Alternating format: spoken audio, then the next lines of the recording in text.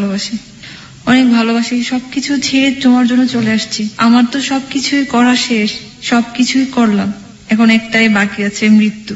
এই মৃত্যুটাই যদি তোমাকে পাই তাহলে এটাই বরণ করবো আমি, কারণ এই পৃথিবীতে তুমি ছাড়া আমার আর কেউ নেই, কেউ নেই।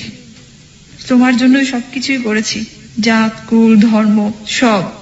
ইভেন আমার বাবা মার জন্য এখনো খারাপ লাগে না যতটা তোমার জন্য খারাপ লাগে। এই মুহূর্তে রিনি আমার সাথে রয়েছে স্টুডিওতে, হটসিট বলি আর সিট বলি, যাই বলি না কেন। রিনি, কেমন আছেন আপনি? ভালো আছে ভাইয়া, মোটামুটি ভালো আছেন আপনি, সেটা শুনে আমাদেরও খুব ভালো লাগছে এবং আশা করছি আপনি আমাদের অনুষ্ঠানটা যতক্ষণ চলবে অনেক বেশি ভালো থাকবেন।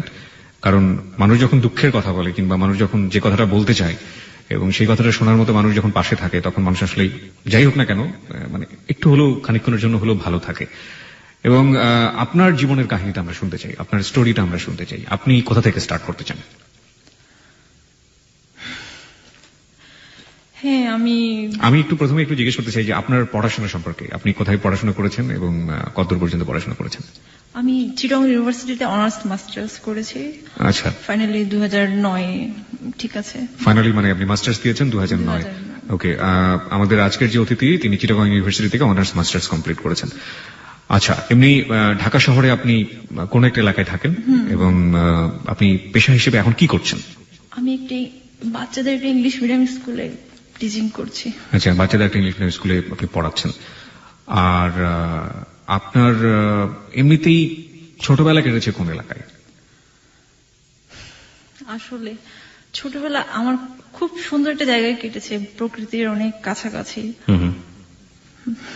বাংলাদেশের হিল ট্রেক্সে। ওকে, মানে পার্বত্য এলাকায় আপনি বড় হয়েছেন এবং সেখানেই আপনার ছোটবেলা কেটেছে। চলুন আমরা এবার স্টোরির দিকে যাই, গল্পের দিকে যাই। আপনি আসলে কোথা থেকে শুরু করতে চান? আমার গল্পটি অনেক বড়, তবু বলবো আর কি। আমরা শুনতে চাই। সেটা হচ্ছে ভালোবাসারই গল্প, ভালোবাসার দাবি নিয়ে আসছি এখানে। আমি যেহেতু আপনার ভালোবাসার দাবি নিয়ে আসছেন, আপনি আপনাকে যে মানুষটার কাছে আপনি দাবিটা নিয়ে এসেছেন সেই মানুষটা এই মুহূর্তে আপনাকে শুনছে হয়তোবা। ওকে, তো আগেই বলেছি আমি চিটং ইউনিভার্সিটিতে পড়াশোনা করেছি। তো সেখান থেকে শুরুটা 2008 লাস্টে ডিসেম্বরে কোন একটা 28 তারিখে, আমার মনে আছে তারিখটা। আমার ফোন আসছিল একটা অপরিচিত নাম্বার থেকে অনেক রাত্রে। তো রিসিভ করলাম, তো তখন কিন্তু নাম টাম কিছুই বললো না, শুধু কথা শুনলাম। তো ফোনটা কেটে দিলাম, কয়েকটা সেকেন্ড কথা মানে মুহূর্ত আর কি। এরপরে অনেকদিন আর ফোন আসে না, তারপর আবার আসলো ওই নাম্বার থেকে। তো ফাইনালি যেটা বললো, আমি অমুক ঢাকা ইউনিভার্সিটি থেকে কেমিস্ট্রিতে অনার্স মাস্টার্স করা। এই নামটা কি বলা যাবে, মানে সে যে নামটা বলেছিল সেই সময়? অবভিয়াসলি সুমন বলেছিল। মানে বললো যে আমি সুমন, আমি ঢাকা ইউনিভার্সিটি থেকে অনার্স মাস্টার্স কমপ্লিট করেছি। সুমন রয় বলেছিল। সুমন রয়, ওকে। তারপর হচ্ছে এই তো বললাম যে তো আমাকে কেন ফোন দিয়েছেন, আমার নাম্বারটা কিভাবে পেয়েছেন? বললো যে হ্যাঁ পেয়েছি, কারো একজনের কাছ থেকে আপনার কথা শুনেছি, বাট তখন কিন্তু আমাকে কিছুই বলেনি ওভাবে। তো আমিও আর এতটা ইন্টারেস্ট দেখাইনি, পরে আমি ফোনটা কেটে দিলাম। ওভাবে আরো কয়েকদিন পরে ফোন আসলো, তো আমিও বললাম যে তো ওর টোনটা অনেক বেশি সুন্দর ছিল, ফোন ভোকালটা অনেক সুন্দর ছিল, অনেক, এখনো ভালো লাগে। তো আমার ভালোই লাগলো কথা বলে, আমারও একটু ইন্টারেস্ট ছিল। তার কারণে আমি একদিন ফোন দিলাম যে হ্যাঁ কেমন আছেন, ফর্মাল কথাবার্তা যেটা হলো আর কি। পরে এভাবে কথা হতো, মাঝে মাঝে কথা হতো। সে যেহেতু অনেক ব্যস্ত ছিল, একটা বিজনেসের সাথে জড়িত ছিল, আচ্ছা, অনেক বেশি ব্যস্ততা। তো এর মধ্যে কথা হতো সপ্তাহে 2-3 দিন এরকম, আস্তে ডে বাই ডে এটা বাড়ছে কথাটা। তো আপনি থেকে তুমিতে হলো, ভালো লাগা থেকে একটু অন্যরকম একটা ফিলিংস। ওর জন্য আমার একটু কষ্ট লাগা, যেটা সবকিছু বুঝতে পারলাম আর কি, যে আপনি তাকে ভিন্নভাবে আবিষ্কার করলেন, যে মানুষের প্রতি আপনার একটা ভিন্ন রকমের সিম্প্যাথি কাজ করছে। ঠিক তাই। পরে ও বুঝতে পারলো যে আমি ওর প্রতি অনেকটা একটু উইক হচ্ছি। হ্যাঁ, সেও বুঝতে পারলো। তো যাই হোক ওভাবে কথাও চলতো। কিন্তু ও আমাকে সে অ্যাভয়েড করতো প্রথম দিকে, যেমন ওর ফোনটা অনেক সময় বিজি থাকতো। তো আমার এগুলো অনেক, আমি একটু বেশি ইমোশনাল, এগুলো দেখলে আমি কান্না পেতো আমার। কিন্তু সে তখন আমার কিছুই হয়নি, ভালোবাসাও হয়নি, কিছুই হয়নি, কিন্তু ওর প্রতি আমার কেনটা এতটা ফিলিংস কাজ করতো যে ওর ফোন নাম্বারটা বিজি পেলে আমার খুব কষ্ট হতো। আচ্ছা, খুব কষ্ট হতো, আমার চোখের জল চলে আসতো এইভাবে। পরে একদিন আমি বললাম, দেখো, একদিন বললাম যে মেয়েদের হচ্ছে শেষ আশ্রয়স্থল কোনটা জানো? তারপর বললো যে কোনটা? তার স্বামী হচ্ছে তার সবচাইতে নিরাপদ আশ্রয়। তুমি কি আমাকে সেই নিরাপদ আশ্রয়টুকু দিবা? আমি কিন্তু বলেছি। আপনি ফার্স্ট তাকে এই কথাটা বললেন, হ্যাঁ। নট লাভ, যে তোমাকে লাভ করি এরকম কিছু না, সরাসরি হাজবেন্ড। হ্যাঁ, ওকে, দিয়েছিলাম। তো যেহেতু আমি ওর প্রতি আমার একটু ভালোবাসা, অন্যরকম একটা ফিলিংস কাজ করতেছিল, তা আমি, সে বললে অনেকক্ষণ একটু চুপ করলো, বলছে হ্যাঁ দেয়া যাবে না কেন, অবশ্যই। তো তখন থেকে কথাটা আরো একটু এগোলো, যে আমি বুঝতে পারলাম যে ওর প্রতি আমার পরিপূর্ণ ভালোবাসা মেক হচ্ছে আর কি। তো এভাবে কথা হতো, সারা রাত জেগে কথা বলতাম। আমার রুমের পাশে অনেক সুন্দর একটা কার্নিশ ছিল, ওই কার্নিশে বসে বসে, চিটাগং ইউনিভার্সিটিতে, শামসুনার হলেই ছিলাম বলেই ফেলি। ওকে। তো আমার পাশে, মানে রুমের পাশে একটা সুন্দর একটা গাছ ছিল, সেটা হচ্ছে চামেলি ফুলের গাছ। এত ওকে বলতাম যে দেখো আমি খুব সুন্দর একটা পরিবেশে তোমার সাথে কথা বলি, সারা রাত কথা বলতাম, সারা রাত এভাবে। কখন যে ভোর হয়ে যেত, ও অনেক বেশি ভালো লাগা ছিল তখন। গান শোনাতাম ফোনে, আমার গানের গুলো মোটামুটি ভালো আছে, ওকে। গান শোনাতাম এভাবে আর কি, ঠিক আছে। তো কিন্তু মাঝে মাঝে সে আবার উধাও হয়ে যেত, ফোন বন্ধ থাকতো, কোথায় যেত, তখন আমার অনেক কষ্ট হতো, আমি অনেক কান্না করতাম। আমার বান্ধবীরা জিজ্ঞেস করতো কি হয়েছে, তখন নতুন নতুন ওর সাথে। তো আমি কাউকে কিন্তু বলিনি যে এরকম একটা ছেলের সাথে আমার এরকম হয়েছে, আমি কিছুই বলিনি তখনও। তো আমার অনেক ক্লোজ একটা বান্ধবী ছিল, নামটা বলি, তার নাম হচ্ছে সুমি, রোকসানা আক্তার সুমি।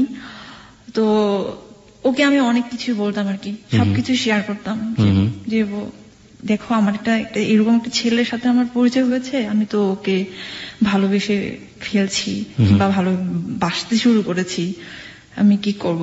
কতদিন ছিল আপনাদের এই ধরনের মানে সম্পর্ক, যা দেখেননি দুই চোখে, শুধুমাত্র ফোনে? এটা ছিল হচ্ছে 2008 লাস্টে ওর সাথে কথা হইতো, 2009 মেতে ওর সাথে আমার প্রথম দেখা হয় 20 তারিখে।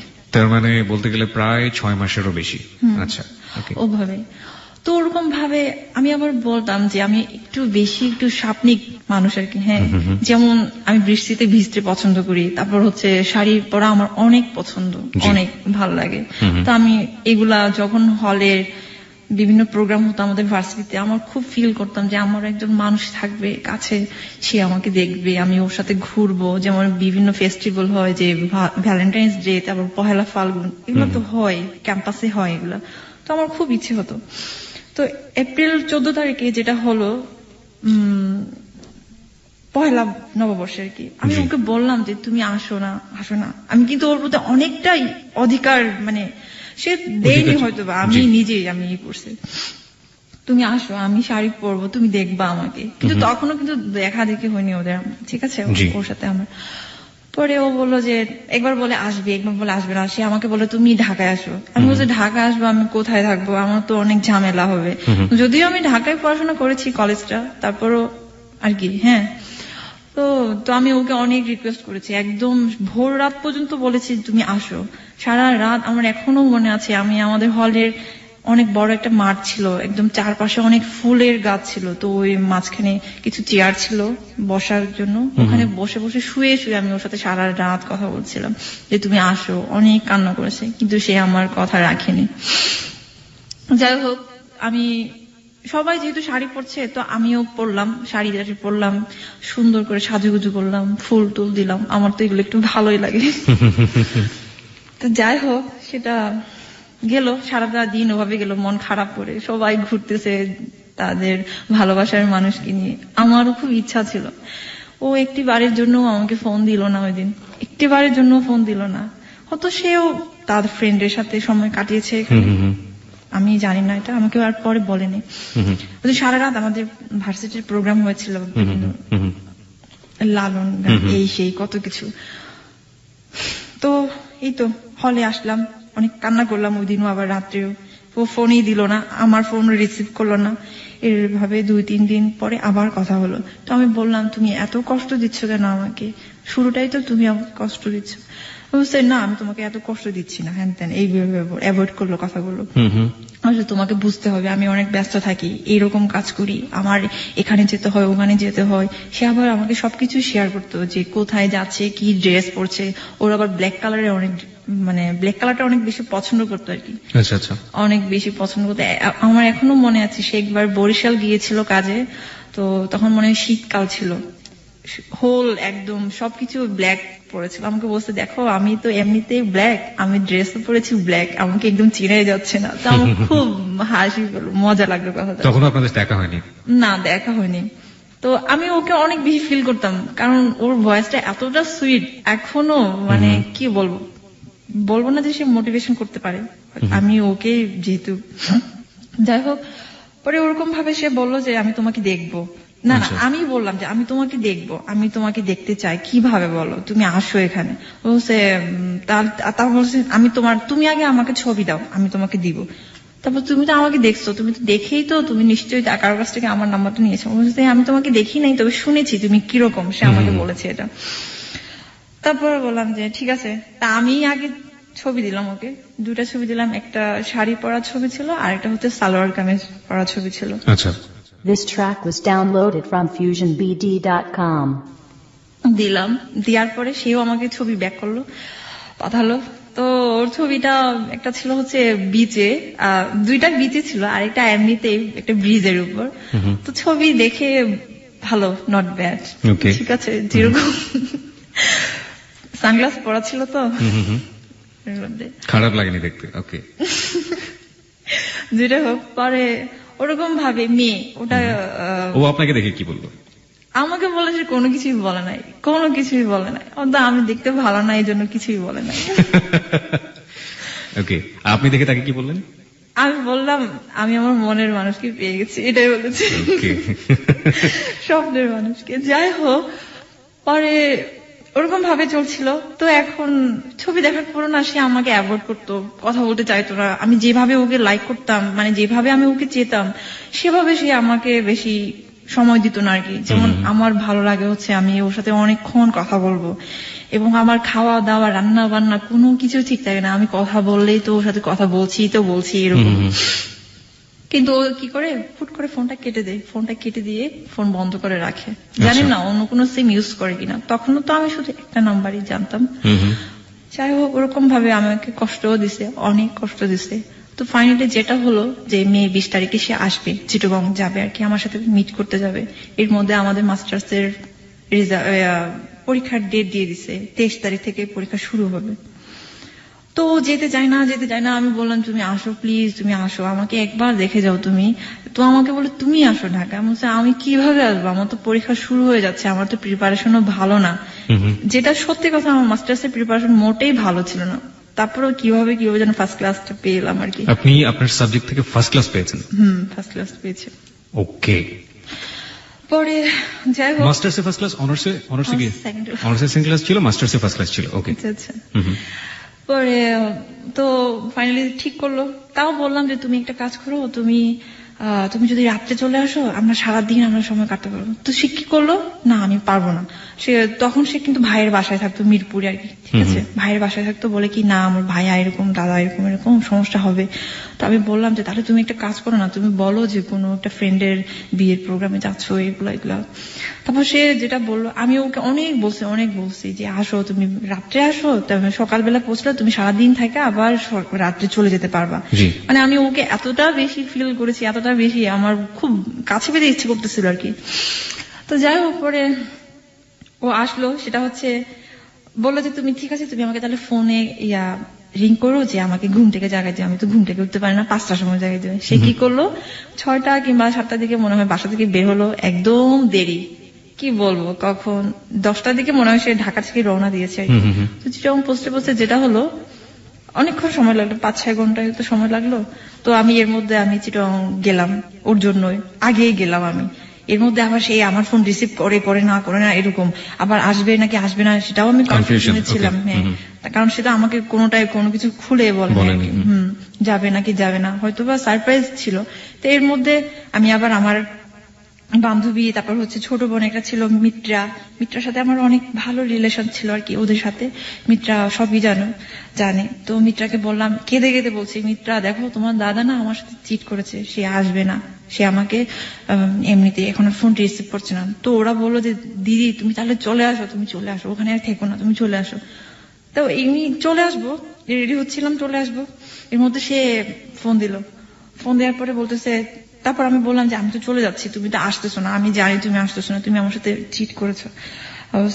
আমি একটা জিনিস একটু জানতে চাইবো যে আপনি তো তাকে আপনার মনের কথা জানিয়ে দিলেন যে আপনার স্বপ্নের মানুষ আপনি পেয়ে গিয়েছেন, এই সময়ের মধ্যে সে কি একবারও আপনাকে বলেছে যে সে আপনাকে ভালোবাসে বা আপনিও তার মনের মানুষ? এরকম ভাবে বলেনি, তবে আমি ওর কথায় বুঝতে পেরেছি সেও আমার প্রতি কিছুটা দুর্বল হয়েছে, হয়তো বা তার কিছু থাকতে পারে, জানি না আর কি। যাই হোক, সেটা আমি আর জানার চেষ্টা করিনি। পরে ওরকম ভাবে তো বললো যে দেখো তুমি যদি চলে যাও তাহলে কিন্তু তুমি মিস করবা, আমি তোমার নাম্বারটা কার কাছ থেকে পেয়েছি সেটা কিন্তু তুমি মিস করবা। তা আমি বললাম যে তুমি কি আসতেছো? বলছে হ্যাঁ আমি আসতেছি, আমি অমুক জায়গায় আছি, তুমি হানিফ কাউন্টারে আসো। তারপর আমার মনে আছে আমি থেকে গেলাম, শপিং কমপ্লেক্স নামে একটা জায়গা আছে মুরাদপুর, ওখান থেকে গেলাম আমি হচ্ছে হানিফ কাউন্টারে। তো আমি একটা পিছনের সিটে একটা বসেছিলাম আর কি, যেখানে গেস্ট হাউস ছিল। তো ও আগে থেকেই বসেছিল একটা পাশে ছোট্ট একটা দোকানে, ওখানে বসে সে কিছু হালকা খাচ্ছিল আর কি। তো আসার পরে হাসলো সেও, আমি তো ওকে দেখে ছবির সাথে মিলাতে পারছি না আর কি। হ্যাঁ, তখন চোখে চশমাও নেই, গায়ে কালো কাপড়ও নেই। আমার এখনো মনে আছে সে একটা কফি কালারের একটা প্যান্ট, তারপর হচ্ছে স্কাই কালারের। এখানে একটা কথা আছে, সে তার প্রিয় রং হচ্ছে ব্ল্যাক আর একটা হচ্ছে ব্লু কালার। সে আমাকে বলেছিল তোমার সাথে আমার ফার্স্ট যেদিন দেখা হবে তুমি পরবা হচ্ছে ব্লু কালারের একটা ড্রেস। তো আমি ওর কথা রেখেছি, আমি ব্লু কালারের একটা ড্রেস পরে গিয়েছিলাম। আমাকে ভালোই লাগছিল, জানি না সবাই বলছিল ভালো লাগছে, যাই হোক এটাই। তারপর দেখা হলো, তারপর বসলাম কিছুক্ষণ ওই ছোট্ট পাশের দোকানে আর কি। ও বললো যে তুমি কিছু খাবা? প্রথম কথা এটা ছিল তুমি কিছু খাবা? আচ্ছা, তো বলছে না আমি কিছু খাবো না, আমি শুধু তোমাকে দেখবো। আপনি বলেছিলেন এটা? ওকে, আর ও কি বললো? তুমি কিছু খাবা? হ্যাঁ, আর কিছু কথা হলো না। পরে ওখান থেকে বের হয়ে আমরা রিক্সা নিয়ে আমরা ইয়েতে গেলাম, ফয়েজ লেকে গেলাম আর কি। চিটাগং ফয়েজ লেকে আর ঢুকি নাই, পরে ও কিছু হয় না, এর মধ্যে লাস্ট। ঠিক এই জায়গাটায় আমরা গল্পটা একটু থামাতে চাই সংবাদের জন্য। সংবাদের বিরতির পর বাকি কাহিনীর দিকে আমরা এগোবো। এবং পৃথিবীতে আপনি অনেক ধরনের ভালোবাসার কাহিনী আপনি শুনেছেন, অনেক ধরনের লাভ স্টোরি আপনি শুনেছেন। আমার এই ক্ষুদ্র জীবনে আমি যত ধরনের লাভ স্টোরি মুভি দেখেছি বা শুনেছি, আমি তার সাথে আজকের এই ঘটনার কোনো মিল খুঁজে পাইনি। আশা করছি আপনি আমাদের সঙ্গে রাত 2টো পর্যন্ত থাকবেন এবং এই সময়টাকে উপভোগ করবেন। সংবাদের পরপরই ফিরে আসছি।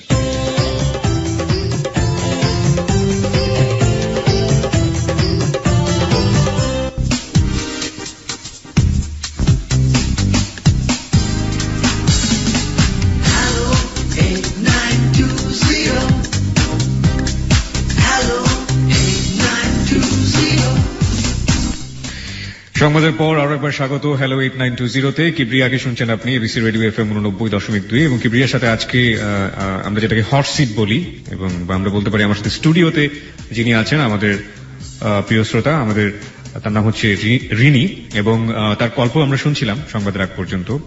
এবং প্রত্যেকটা গল্পই আসলে জীবনধর্মী গল্প, তা সেটা ভালোবাসার হোক কিংবা তা সেটা দুঃখের হোক, কষ্টের হোক, যে কোনো কিছু হোক না, জীবনের সাথে এগুলো জড়িয়ে থাকে। এবং এই জীবনধর্মী গল্পকে নিয়ে আমাদের হ্যালো 8920, এবং এখানে আপনি আপনার কথাও বলতে পারেন।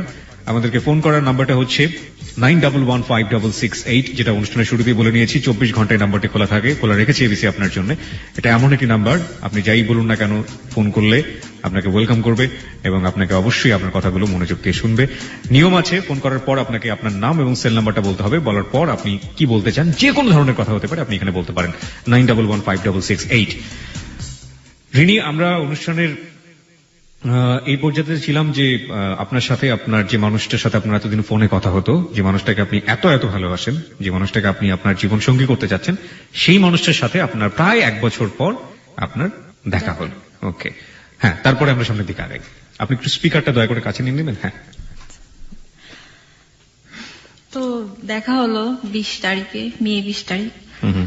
তো ওই দিন অনেক ঘুরেছে। ফয়েজ লেকে ফয়েজ গিয়েছি। লেক, হ্যাঁ। ফয়েজ লেকে যাইনি, পাশে একটা চিড়িয়াখানা ছিল, ওখানে গিয়েছিলাম। হুম। তো যাই হোক, যতটুকু সময় ছিল অনেক কাছাকাছি ছিলাম। তো মনে হচ্ছিল, আমার একবারের জন্য মনে হয়নি যে ওদিন আমার সাথে প্রথম দেখা। হুম। ঠিক আছে, এতটা ফিল করেছি। হুম। ও হয়েছে কিনা জানি না আমি। যাই হোক, তো আপনি কখনো জিজ্ঞেস করেননি যে তোমার কেমন লাগছে, তোমার ভালো লাগছে কিনা? ও আসলে না একটু চাপা স্বভাবের, তেমন একটা এক্সপ্রেস করতে পারে না। নিজেকে এক্সপ্রেস করতে পারে না। হ্যাঁ। ওকে। তো অনেকটা ঠিক সেরকম। আজ পর্যন্ত আমাকে বলেও নি মনে হয় যে আমি তোমাকে অনেক ভালোবাসি। এটা একবারও বলেনি? মানে খুব কম। আমি যতটা আমি ওকে বেশি একদম পাগলের মতো করে ভালোবাসি। ও হয়তো বাসে, বাট এক্সপ্রেস করতে পারে না নিজেকে। ওকে। একটু চাপা স্বভাবের। তো যাই হোক, ওই দিন চলে গেল রাতে না, ঠিক বিকেল সন্ধ্যার দিকে আর কি। তো আমাকে তো আবার হলে যেতে হবে, আমাদের হলে যাওয়ার টাইম হতে 7টা পর্যন্ত। তো এর আগে আমাকে হলে ব্যাক করতে হবে। তো গেল, যাওয়ার সময় অনেক কষ্ট লাগলো, কান্না করলাম। মনে হচ্ছে অনেক দূরে চলে যাচ্ছে, আর কোনোদিন দেখা হবে কিনা। আর ও কি করলো? হি হি করে হাসতে হাসতে বের হয়ে গেল নাকি ও কান্নাকাটি করছিল? ও তো কোনো কান্নাই করলো, ও জানি না ও কোনো ফিলিংস ছিল কিনা। আসলে ছেলে মানুষ তো বুঝে যায় না। বোঝা যায় না। ওকে। তো চলে গেল। যতটুকু পর্যন্ত দেখলাম ওর বাসটাকে, আমার এখনো মনে আছে ও দাঁড়িয়ে ছিল, সিট পাচ্ছিল না। তো দেখলাম চলে গেল, একটা পর্যায়ে চোখের আড়ালেই চলে গেল। তো আমি বাসায় হলে চলে গেলাম। এখন তো সবাই জিজ্ঞেস করছে কি অবস্থা, কি হলো কি এরকম দেখতে কত কিছু। আর বলছি, দেখতে যেরকমই হোক না কেন, আমি আমার মনের মানুষকে পেয়ে গেছি। আমি যাকে এতদিন আমি স্বপ্নে আমি কল্পনা করেছি, তাকে আমি পেয়েছি। আমার মনে হচ্ছে আমি পেয়েছি, জানি না আদৌ পাবো কি না তাকে। ওরকমই চলতেছিল। একটা পর্যায়ে আমার পরীক্ষা শুরু হলো। এরপরে যেটা দেখলাম আর কি, হ্যাঁ পরিবর্তন, অনেক বড় পরিবর্তন। এর আগে তো সে আমাকে অ্যাভয়েড করতো, ফোনে কথা বলতে চাইতো না, ফোনটা বিজি রাখতো। এখন দেখা হওয়ার পর থেকে সেই এখন বেশি এক্সাইটেড হয়ে গেছে। টাইম টু টাইম আমাকে ফোন দেয়, ভাত খেয়েছে কিনা, পড়াশোনা করছি কিনা। পরীক্ষা যেহেতু এখন আমার একদম অনেক বেশি কেয়ারিং হয়ে গেল। অনেক বেশি কেয়ারিং হয়ে গেল। তো আমার এই জিনিসগুলো অনেক বেশি ভালো লাগলো। আমি বললাম যে কেন তুমি আমাকে দেখার আগে কেন তুমি এরকম ছিল, আর এখন কেন এমন হলো? বলছে আমি জানি না, বলতেছে কেন জানি তোমাকে দেখে আমার অনেক ভালো লেগেছে। আচ্ছা আচ্ছা। এটা কেন ভালো লাগে? তুমি তো আমাকে ছবিতেও দেখেছো আর শুনেছো, তাই না? তো বলছে জানি না, মানে সে শুধু জানি নাই বললো, আর কোনো কিছু আর বলতে পারলো না। তো ওরকম ভাবে অনেক বেশি কেয়ারিং করলো। একটা পর্যায়ে আমার বিয়ের প্রপোজাল আসলো আর কি। বিয়ের প্রপোজাল আসলো মানে কি? মানে এই ছেলে বিয়ের প্রপোজাল না, আপনার পরিবার থেকে? অন্য। আচ্ছা আচ্ছা আচ্ছা, পরিবার থেকে আসে না, অন্য জায়গা থেকে আসলো? আচ্ছা। আমার তো এমনিতে বিয়ের প্রপোজাল আসতেছিল প্রায় অনেক দিন আগে থেকে। তো যেভাবে হোক আমি মাকে বলেছি, দেখো আমার ফাইনাল পরীক্ষা শেষ না হওয়া পর্যন্ত আমি বিয়ে করতে পারছি না, কিংবা আমার ক্যারিয়ার করবো ড্যানে আমি বিয়ে করব। তো ওটা অতটুকু পর্যন্ত আমি আমার মাকে সেভাবে বলে আমি রেখেছি। বাট ফাইনালি যেটা আসলো সেটা হচ্ছে অনেক ভালো একটা বিয়ের প্রপোজাল, বাইরে থাকে ছেলেটা। আচ্ছা, এখানে আমি একটু আমাদের শ্রোতাদের উদ্দেশ্যে একটু একটা জিনিস পরিষ্কার করে রাখতে চাই। আপনার পুরো পরিচয়টা দিতে চাই না, কিন্তু আপনি যে কমিউনিটিতে বড় হয়েছেন বা যে সমাজটাতে বড় হয়েছেন, সেই সমাজের নিয়ম হচ্ছে যে আপনার সেই সমাজের লোকের সাথে আপনার বিয়ে হতে হবে, এবং তার বাইরে আপনি অন্য কোনো ছেলেকে বা বাঙালি ছেলে বলতে যেটা বোঝায় সেই ছেলেকে আপনি বিয়ে করতে পারবেন না। মানে একটা ক্ষুদ্র নৃগোষ্ঠীতে আপনি বড় হয়েছেন, এবং সেটা পাহাড়ের কোলেই। এবং আগেই তো বলেছি বাংলাদেশে হিল ট্রেক্স তো তিনটা আছে, বান্দরবান, খাগড়াছড়ি, রাঙ্গামাটি। এবং আমি খাগড়াছড়িতে। আমার জন্ম হচ্ছে খাগড়াছড়িতে, বড় হয়েছি ওখানে। এই তো আপনার যে বিয়ের প্রস্তাবটা যেটা এসেছিল সেটা কি আপনার গোত্রেরই লোকজন? আমাদেরই গোত্রেরই লোকজন। তো সে থাকে আবার বাইরে থাকে, আমি বলতে চাচ্ছি না। ওকে, হ্যাঁ ঠিক আছে। তো যাই হোক, আমার মা তো অনেক বেশি হয়ে গেল যে হ্যাঁ এরকম ছেলে আর পাওয়া যাবে না, ভালো ছেলে, ভালো ফ্যামিলি, সবকিছুই। তো এখন আমি কিভাবে বলবো? আমি ওকে বললাম, দেখো আমার তো এরকম একটা বিয়ের প্রপোজাল আসছে, আমি কি করব, আমি কি করব তুমি বলো। অনেকটা হয়ে গেল। আর আমি চিন্তা করি এটা যে, কারণ আমি যে ফ্যামিলিতে বড় হয়েছি সেটা তো কোনোদিনও অ্যাকসেপ্ট করবে না, আর সোসাইটি একটা কথা আছে সেটাও আমার চিন্তা করতে হচ্ছে। এগুলা অ্যাকসেপ্ট করবে না মানেটা কি? ওর কোয়ালিটি নাকি বাঙালি ছেলে এই কারণে অ্যাকসেপ্ট করবে না? অ্যাকচুয়ালি কোয়ালিটি এখানে ডাজন্ট ম্যাটার। মানে ও আপনাদের গোত্রের না, এটাই হচ্ছে এটাই হচ্ছে মূল কারণ। ওকে, তারপর বলে রাখি এখানে ওর আর আমার রিলিজন অন্য রিলিজন, আপনার রিলিজন আলাদা ছিল এবং ওর রিলিজিয়ন আলাদা ছিল। ওকে, এখানে তারপর হচ্ছে এই তো বলতো না তুমি চিন্তা করো না, তুমি একটা কাজ করো, তুমি পরীক্ষা শেষ হলে তুমি ঢাকায় চলে আসো, এভাবে আমাকে বললো। আমি তো দেখো ঢাকায় চলে আসো বললে তো হবে না, আমার তো এখানে অনেক জিনিসপত্র রয়ে গেছে, আমি এগুলো নিয়ে কিভাবে আসবো। তারপর সে বলল না তুমি চিন্তা করো না, কিন্তু এর মধ্যে আবার সে একটু অন্যরকম হয়ে গেল, আবার মাঝে মাঝে ফোন বন্ধ পাইতাম, তারপর হচ্ছে একটু কেমন জানি ছাড়া উদাস একটা কেমন জানি আর কি। তো আমার অনেক কান্না পেত, আমি বেশি একদম কেঁদে ফেলি, আমি আগে বলেছি আমি অনেক বেশি ইমোশনাল। তো একটু আনসার্টেন একটু হচ্ছিল আর কি যে রিলেশনটা আসলে কি মানে এরকম আর কি। তারপর এদিকে আমার মা প্রতিনিয়ত ফোন দিচ্ছে যে দেখ তো পরীক্ষা শেষ হলে কিন্তু বাড়িতে আসতে হবে, তোর ইউনিভার্সিটি থেকে বাড়িতে চলে আসবে। হ্যাঁ আসতে হবে। এরকম ভাবে পরীক্ষা দিচ্ছিলাম, পরীক্ষা মোটামুটি ভালোই হচ্ছিল, যদিও প্রিপারেশন ভালো ছিল না। সারাদিন ওর সাথে কথা বলি, রাত কথা বলি, আবার একটু প্রিপারেশন নিয়ে পরীক্ষা দিতাম, এরকম অবস্থা। তবে সে আবার আমাকে বলতো যে হ্যাঁ পরীক্ষা। এর মধ্যে যেহেতু আমার চিন্তা করলাম যে ওর সাথে আর হবে না, আর মনে হয় যেটুকু হয়েছে অতটুকুই হয়েছে, আর আমি ফ্যামিলিকে আমি কোনোদিন বলতে পারবো না যে আমার অমুক একটা ছেলের সাথে এরকম অ্যাফেয়ার চলছে, অ্যাফেয়ার আছে, এটা কোনোদিন এস্টাবলিশ করতে পারবো না আর কি। এটা একটা ভয় ছিল আমার। আমি জানি এটা আমার লেকিংস, আমি জানি, শুরুতেই বলে রাখছি এটা আমার একটা ফলস। এটা কি শুধুমাত্র আপনার ফলস? কারণ আপনি তো জানতেনই যে আপনাকে মেরে কেটে ফেললেও এই ছেলেকে কোনোভাবে আপনার পরিবার বা আপনার সমাজ মেনে নেবে না, কোনোদিনও মানবে না। তারপর আমি ওর দিকে ইনভলভ হয়েছিলাম, সেটা যে হোক ভালোবাসার টানে কিংবা হৃদয়ের টানে। তো এভাবে তো ফাইনালি যেটা হলো, আমার মা পরীক্ষা শেষ করার 2 দিন পরে আমার মা আসলো, মা আর ভাই, ছোট ভাই এসে আমাকে বলছে যে আগে থেকে কিন্তু সবকিছু রেডি করে রাখতে হয়েছে আর কি, যে আমার অনেক জিনিসপত্র ছিল, কম্পিউটার ছিল, হ্যান্ড ট্যান্ড কত কিছু ছিল আর কি আমার হল লাইফে। তো ওই দিন যেদিন চলে যাব, এর আগে কিন্তু আমার ভালোবাসার মানুষ সে আমাকে নিতে গিয়েছিল আর কি, যে মানে বলছিল যে আমি আসবো, আমি চিটং আসবো। তা আমি ওকে বাধা দিয়েছি, না তুমি এসো না, তুমি আসো না, এখন এসো না। আমি চাচ্ছিলাম যে ও এসে কিছু একটা হোক, সেটা আমি চাচ্ছিলাম না আর কি। হ্যাঁ, তো যাই হোক, পরে বাড়িতে আমাকে নিয়ে গেল। বাড়িতে নিয়ে যাওয়ার ঠিক 15 দিনের পরে আমার এঙ্গেজমেন্ট হয়ে গেল ওই ছেলের সাথে, প্রবাসী ওই ছেলেটার সাথে, আপনার গোত্রের যে ছেলেটা। তো এঙ্গেজমেন্ট বলতে কি আশীর্বাদ আর কি, ঠিক আছে, আমরা তো আশীর্বাদই বলি। তো ওই ছেলে তখনও বাইরে ছিল, এপ্রিলে আসার কথা ছিল আর কি, ওর মা, তারপর আত্মীয় স্বজন সবাই এসে আমাকে আশীর্বাদ করে গেল। এর মধ্যে কিন্তু আমি ওকে অনেক লাভ করি, এটাও আমি ভুলতে পারছি না। বাট তারপর আমি একটা যেটা হচ্ছে আমি ডিসিশন নিয়েছিলাম যে যেহেতু আমি এঙ্গেজমেন্টটা করেই ফেলেছি, তাহলে আমি এখন আমার বাবা মায়ের কথা মতো আমি ওই ছেলেটাকে বিয়ে করবো। ছেলেটাকে আপনার দেখা হয়নি? ছেলেটা তখন অস্ট্রেলিয়াতেই থাকে। অস্ট্রেলিয়া থাকে, ছবিতে দেখেছি, কথা হয়েছে। আচ্ছা, অস্ট্রেলিয়া। ওকে, যাই হোক, তারপরে পরবর্তীতে কি হলো? মানে যখন আপনি সিদ্ধান্ত নিয়ে ফেলেন সেই ছেলেটাকে আপনি বিয়ে করবেন, এবং লম্বা একটা ব্রেক আপনার চলে আসলো, আপনি যাকে লাভ করেন তার সাথে, তাই তো? তারপর আমি সিম চেঞ্জ করেছিলাম মাঝখানে, আবার আগের সিমে আবার গেছি, এরকম আর কি। সে আমার বেশ কয়েকটা নাম্বারই জানতো, যার কারণে আমি আর করতে পারিনি আর কি। পরে আমি ওকে মেসেজ দিলাম যেদিন আমার এঙ্গেজমেন্ট হবে, যে দেখো আমার মানে অমুক তারিখে আমার এঙ্গেজমেন্ট হবে। কিন্তু সে বিশ্বাস করেছে কিনা জানি না আর কি। হ্যাঁ, এর মধ্যে কিন্তু সে আমার সাথে অনেকবার ফোনে ট্রাই করেছে, বাট আমি ওকে অ্যাভয়েড করেছি প্রথম দিকে আমি ওকে অ্যাভয়েড করেছি, কারণ আমি যেহেতু ফ্যামিলির সাথে আমি অ্যাডজাস্টমেন্ট হচ্ছি, যার কারণে আমি চেয়েছিলাম তাহলে ওকে আর কেন কষ্ট দিব, কষ্ট তো আমিও পাচ্ছি, ও আরো বেশি পাবে, এই কারণে।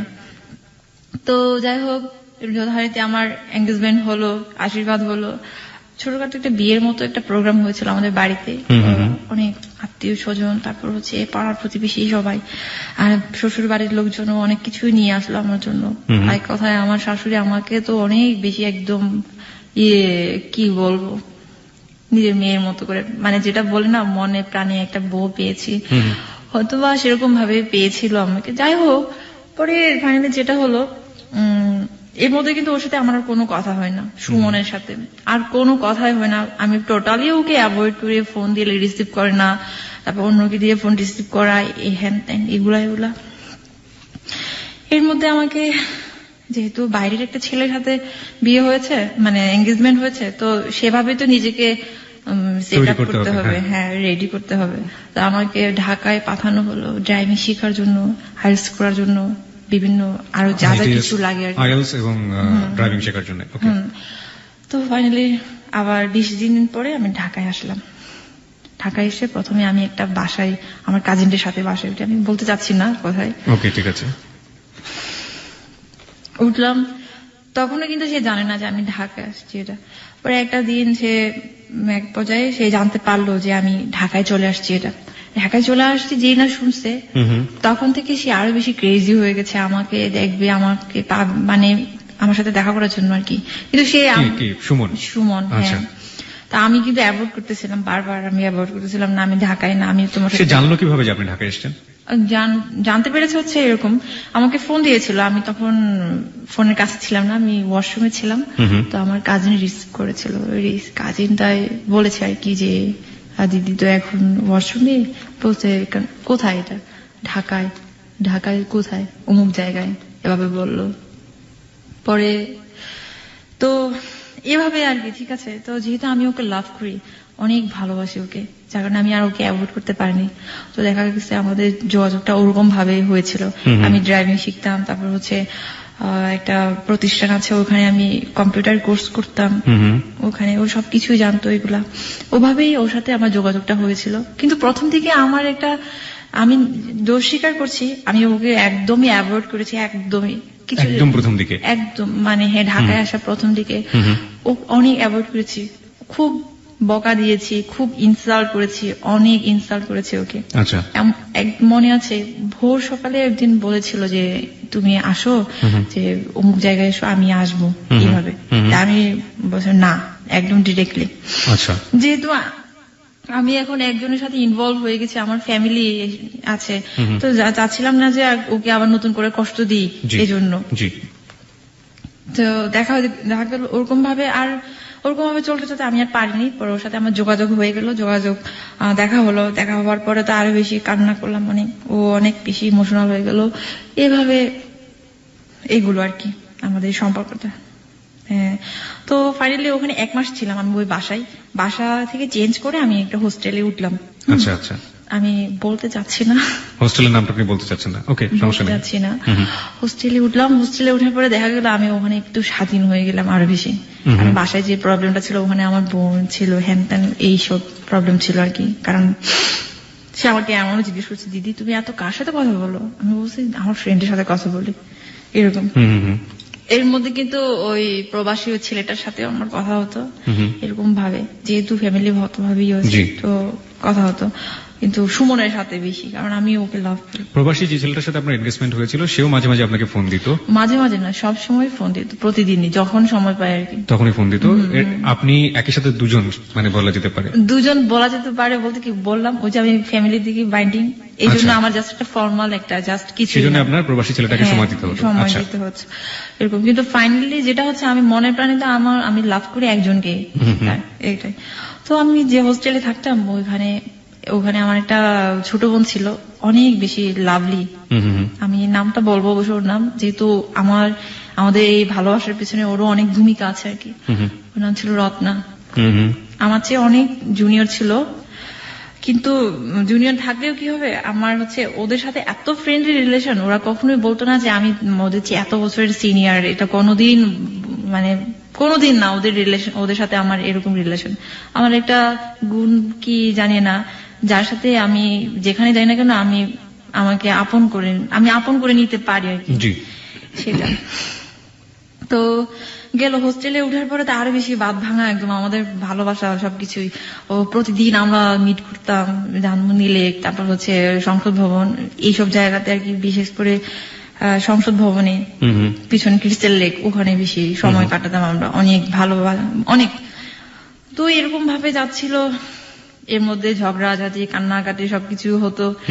তারপর হচ্ছে যেটা হয় আর কি, এমন আমার মনে আছে, এমনও দিন রাত গেছে, অনেক শীতকাল, হোস্টেলের সামনে আসছিল সে রাত 11:30টার সময়, 12টা বাজে, শুধুমাত্র আমাকে একটা পলক দেখার জন্য।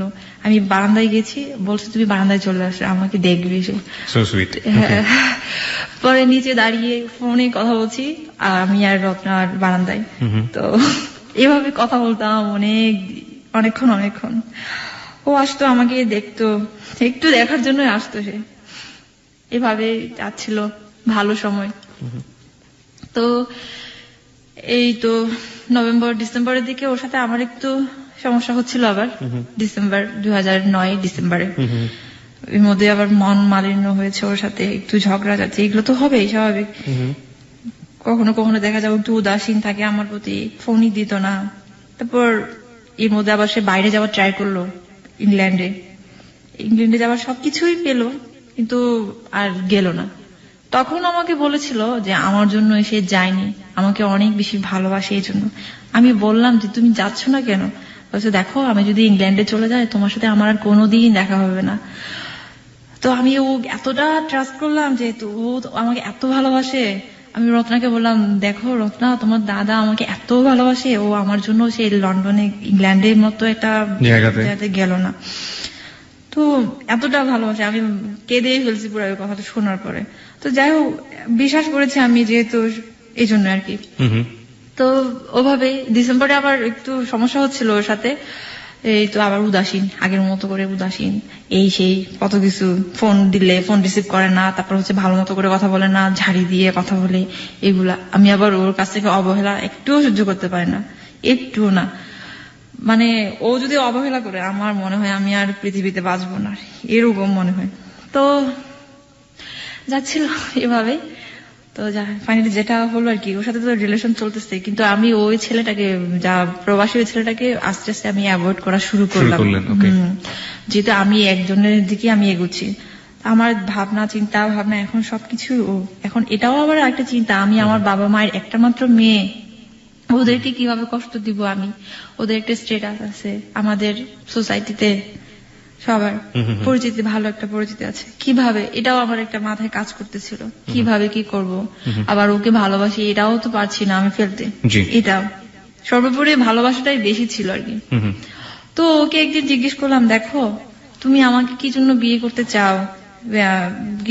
করতে চাও, তোমার যদি ফ্যামিলি আমাকে না মানে, তোমার যে রিলিজিয়ান এটা তো অনেক বেশি কনজারভেটিভ, যেটা বলে অনেক বেশি রেস্ট্রিকশন। ছেলেটা বাঙালি ছিল এবং আপনার চেয়ে অন্য ধরনের একটা রিলিজিয়নের ছিল।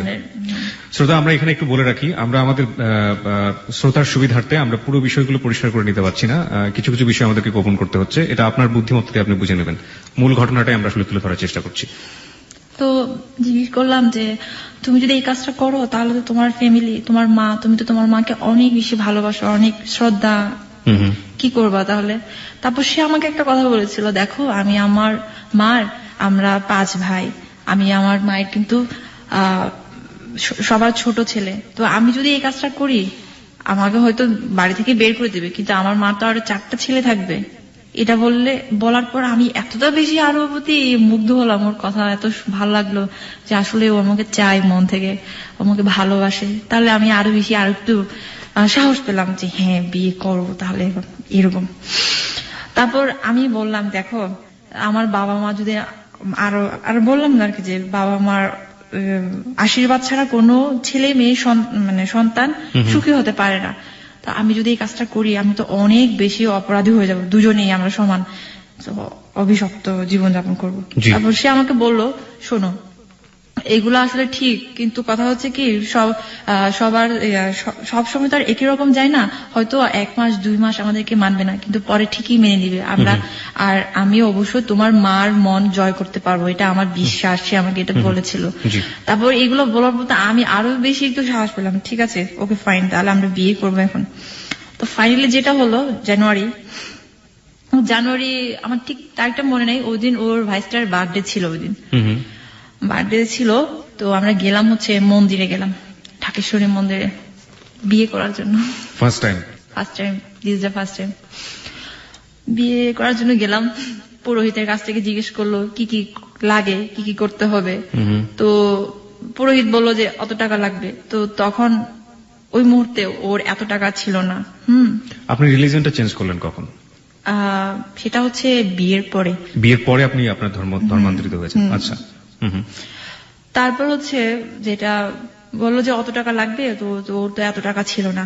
তারপর আবার লাগবে, আইডি কার্ড লাগবে। আইডি কার্ড আমিও নিয়ে গেছি, ও নিয়ে গেছে সাথে করে, যেহেতু বয়স একটা প্রমাণের ব্যাপার স্যাপার আছে এই জন্য। তো ওখানে বসে আমাকে কিছু একটা জায়গায় বসালো, ওইখানে বসানোর পরে তারপর আমি আমার মাকে একটা মেসেজ পাঠিয়েছি, মা আমি আজ তোমার কথার তোমার অবাধ্য হচ্ছি, আমি তোমার মেয়ে আজ এমন একটি কাজ করতে যাচ্ছে তা হয়তো বা কোনোদিন আর তোমাদের সাথে আর সম্পর্কটা থাকবে না। ভাগ্য ভালো মেসেজটা যায়নি, এনি হাও, মানে নেটওয়ার্কের প্রবলেমে হোক যেভাবে হোক যায়নি, মেসেজটা সেন্ড হয়নি। তো পরে ওখানে একটা পুকুর আছে, পুকুর ঘাটে আমরা বসেছিলাম সিঁড়িতে। তখনই ও আমাকে বলল, দেখো আমার নাম কিন্তু এটা না, আমার নাম অমুক। মানে সুমন বললো যে তার নাম এটা না? দেখো আমার নাম কিন্তু এটা না, আমার নাম কিন্তু অমুক, এই যে আমার ভিজিটিং কার্ড এটা। তারপর আমি কিন্তু অবাক হলাম না। হ্যাঁ, তারপর বললো যে আমি তোমাকে যেটা বলেছি আমি ঢাকা ইউনিভার্সিটি থেকে অনার্স মাস্টার্স করা কেমিস্ট্রিতে, সেটাও কিন্তু না। আমি তোমার চেয়ে 1 বছরের সিনিয়র, বাট আমার কিছু একটা বছর গ্যাপ গেছে, যার কারণে আমি এখন তোমাদের সাথে, কিন্তু আমি তো ন্যাশনাল ইউনিভার্সিটিতে পড়াশোনা করি, যার কারণে তোমাদের এখন পরে হয়ে গেছি। কারণ এটা কি আপনার বিয়ের আগে বললো না বিয়ের পরে বললো? বিয়ে হয়নি ওদিন। আচ্ছা, মন্দিরে বিয়ে হয়নি, ফার্স্ট টাইম, ঠিক আছে। তারপর আমি ওকে বললাম যে দেখো তুমি যাই হও না কেন সেটা আমার দেখার বিষয় না, আমি তোমাকে ভালোবাসি, এটাই হচ্ছে চরম সত্য। তুমি যেই হও না কেন, তুমি যাই করো না কেন, সেটা আমার দেখার বিষয় না, আমি তোমাকে ভালোবাসি এবং আমি তোমাকে বিয়ে করব। Love is truly blind. Okay, তারপর যেটা হলো, ওকে, তারপর বললো যে এত টাকা লাগবে। এখন তো আমার তো এত টাকা নেই, আমার কাছে তো মাত্র 3000 টাকা আছে, 8000 টাকা লাগবে বলছিল। তো আমারও তখন টাকা ছিল না অত টাকা। তো বললো যে তাহলে আমরা আরেকদিন আসবো, আরেকদিন এসে আমরা বিয়ে করবো, এরকম দরকার হলে। তারপর পুরোহিত বললো যে আপনারা একটা কাজ করতে পারেন, আপনারা এখানে না করে আপনারা কোর্টে গিয়ে বিয়ে করতে পারেন, সেটাও বললো আর কি। আচ্ছা। তারপর বের হলাম মন্দির থেকে। আমাকে আসার সময় একটু মজা করলো, তোমার জন্য একটু শাখা কিনে দিই, তাই না, শাখা। এখন শাখা কিনবা কেন? আমি বললাম বিয়ে হোক তারপর না শাখা পরবো, শাখা সিঁদুর পরবো, এইগুলো আর কি। তো আসলাম, আসার সময় আমরা আবার গাউসিয়াতে গেলাম, ওর ভাইস্টার জন্য কিছু জিনিস কিনলো, বার্থডে যেহেতু ছিল এই জন্য। তো পরে বললো যে তুমি হোস্টেলে যাও, আমি বাসা যাচ্ছি। পরে আমি ওই দিন আবার ওকে ক্যামেরাটা দিয়ে দিলাম, আমার ডিজিটাল ক্যামেরা ছিল, ওটা আমি ওকে দিলাম ছবি টবি উঠাবে এই জন্য। পরে যাই হোক ওরকম ভাবে এর মধ্যে জানুয়ারি, তো ওটা কত তারিখ ছিল আমার ঠিক মনে না, ঠিক কয়েকদিন আবার 10 দিন কিংবা 8 দিন এরকম পরে 27 তারিখ ছিল ওই দিন, মনে আছে আমার। 27 তারিখে ঠিক করলো যে আমরা ওই দিন বিয়ে করবো। এর মধ্যে আমি শুধু বলতেছি আমি কবে বিয়ে করবো, এরকম ভাবে বলতেছি। তারপর বলছে তুমি তো এখনো পর্যন্ত ওই ছেলেটাকে বলতে পারো না, তাহলে কিভাবে বিয়ে করবা? তো শোনো, এটা কোনো বিষয় না, আমি তোমাকে ভালোবাসি, এটা হচ্ছে কথা, আমি তোমাকে বিয়ে করবো, তোমাকে ছাড়া বাঁচবো না, এইসব কথা আমি ওকে বলছি।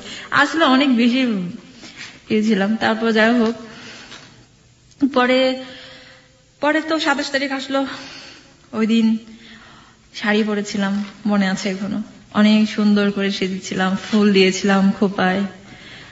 তারপর এই তো ও আসলো, ও একটা ব্ল্যাক কালারের পড়ছিল, ব্লেজার পড়েছিল, তো রিক্সাতে করে আসলো আর কি। আপনাদের বিয়েতে আপনাদের কোনো ফ্রেন্ড বা শুধুমাত্র আপনারা দুজনই ছিলেন? হ্যাঁ, আমরা শুধু দুজনই ছিলাম। কোথায় বিয়ে করলেন? বলছি। তারপর আমি গেলাম, আমি শাড়ি তো পরলাম, তো আমাকে ভালোই লাগছিল ওই দিন। পরে ও রিক্সাতে উঠলাম, ও বসেছিল আগে থেকেই। ওখান থেকে গেলাম হচ্ছে লালমাটিয়াতে একটা মহিলার বাসায় গেলাম। ওখানে ওর কিছু কাজ ছিল আর কি, ওর কাজ, ব্যবসায়িক কাজ ছিল।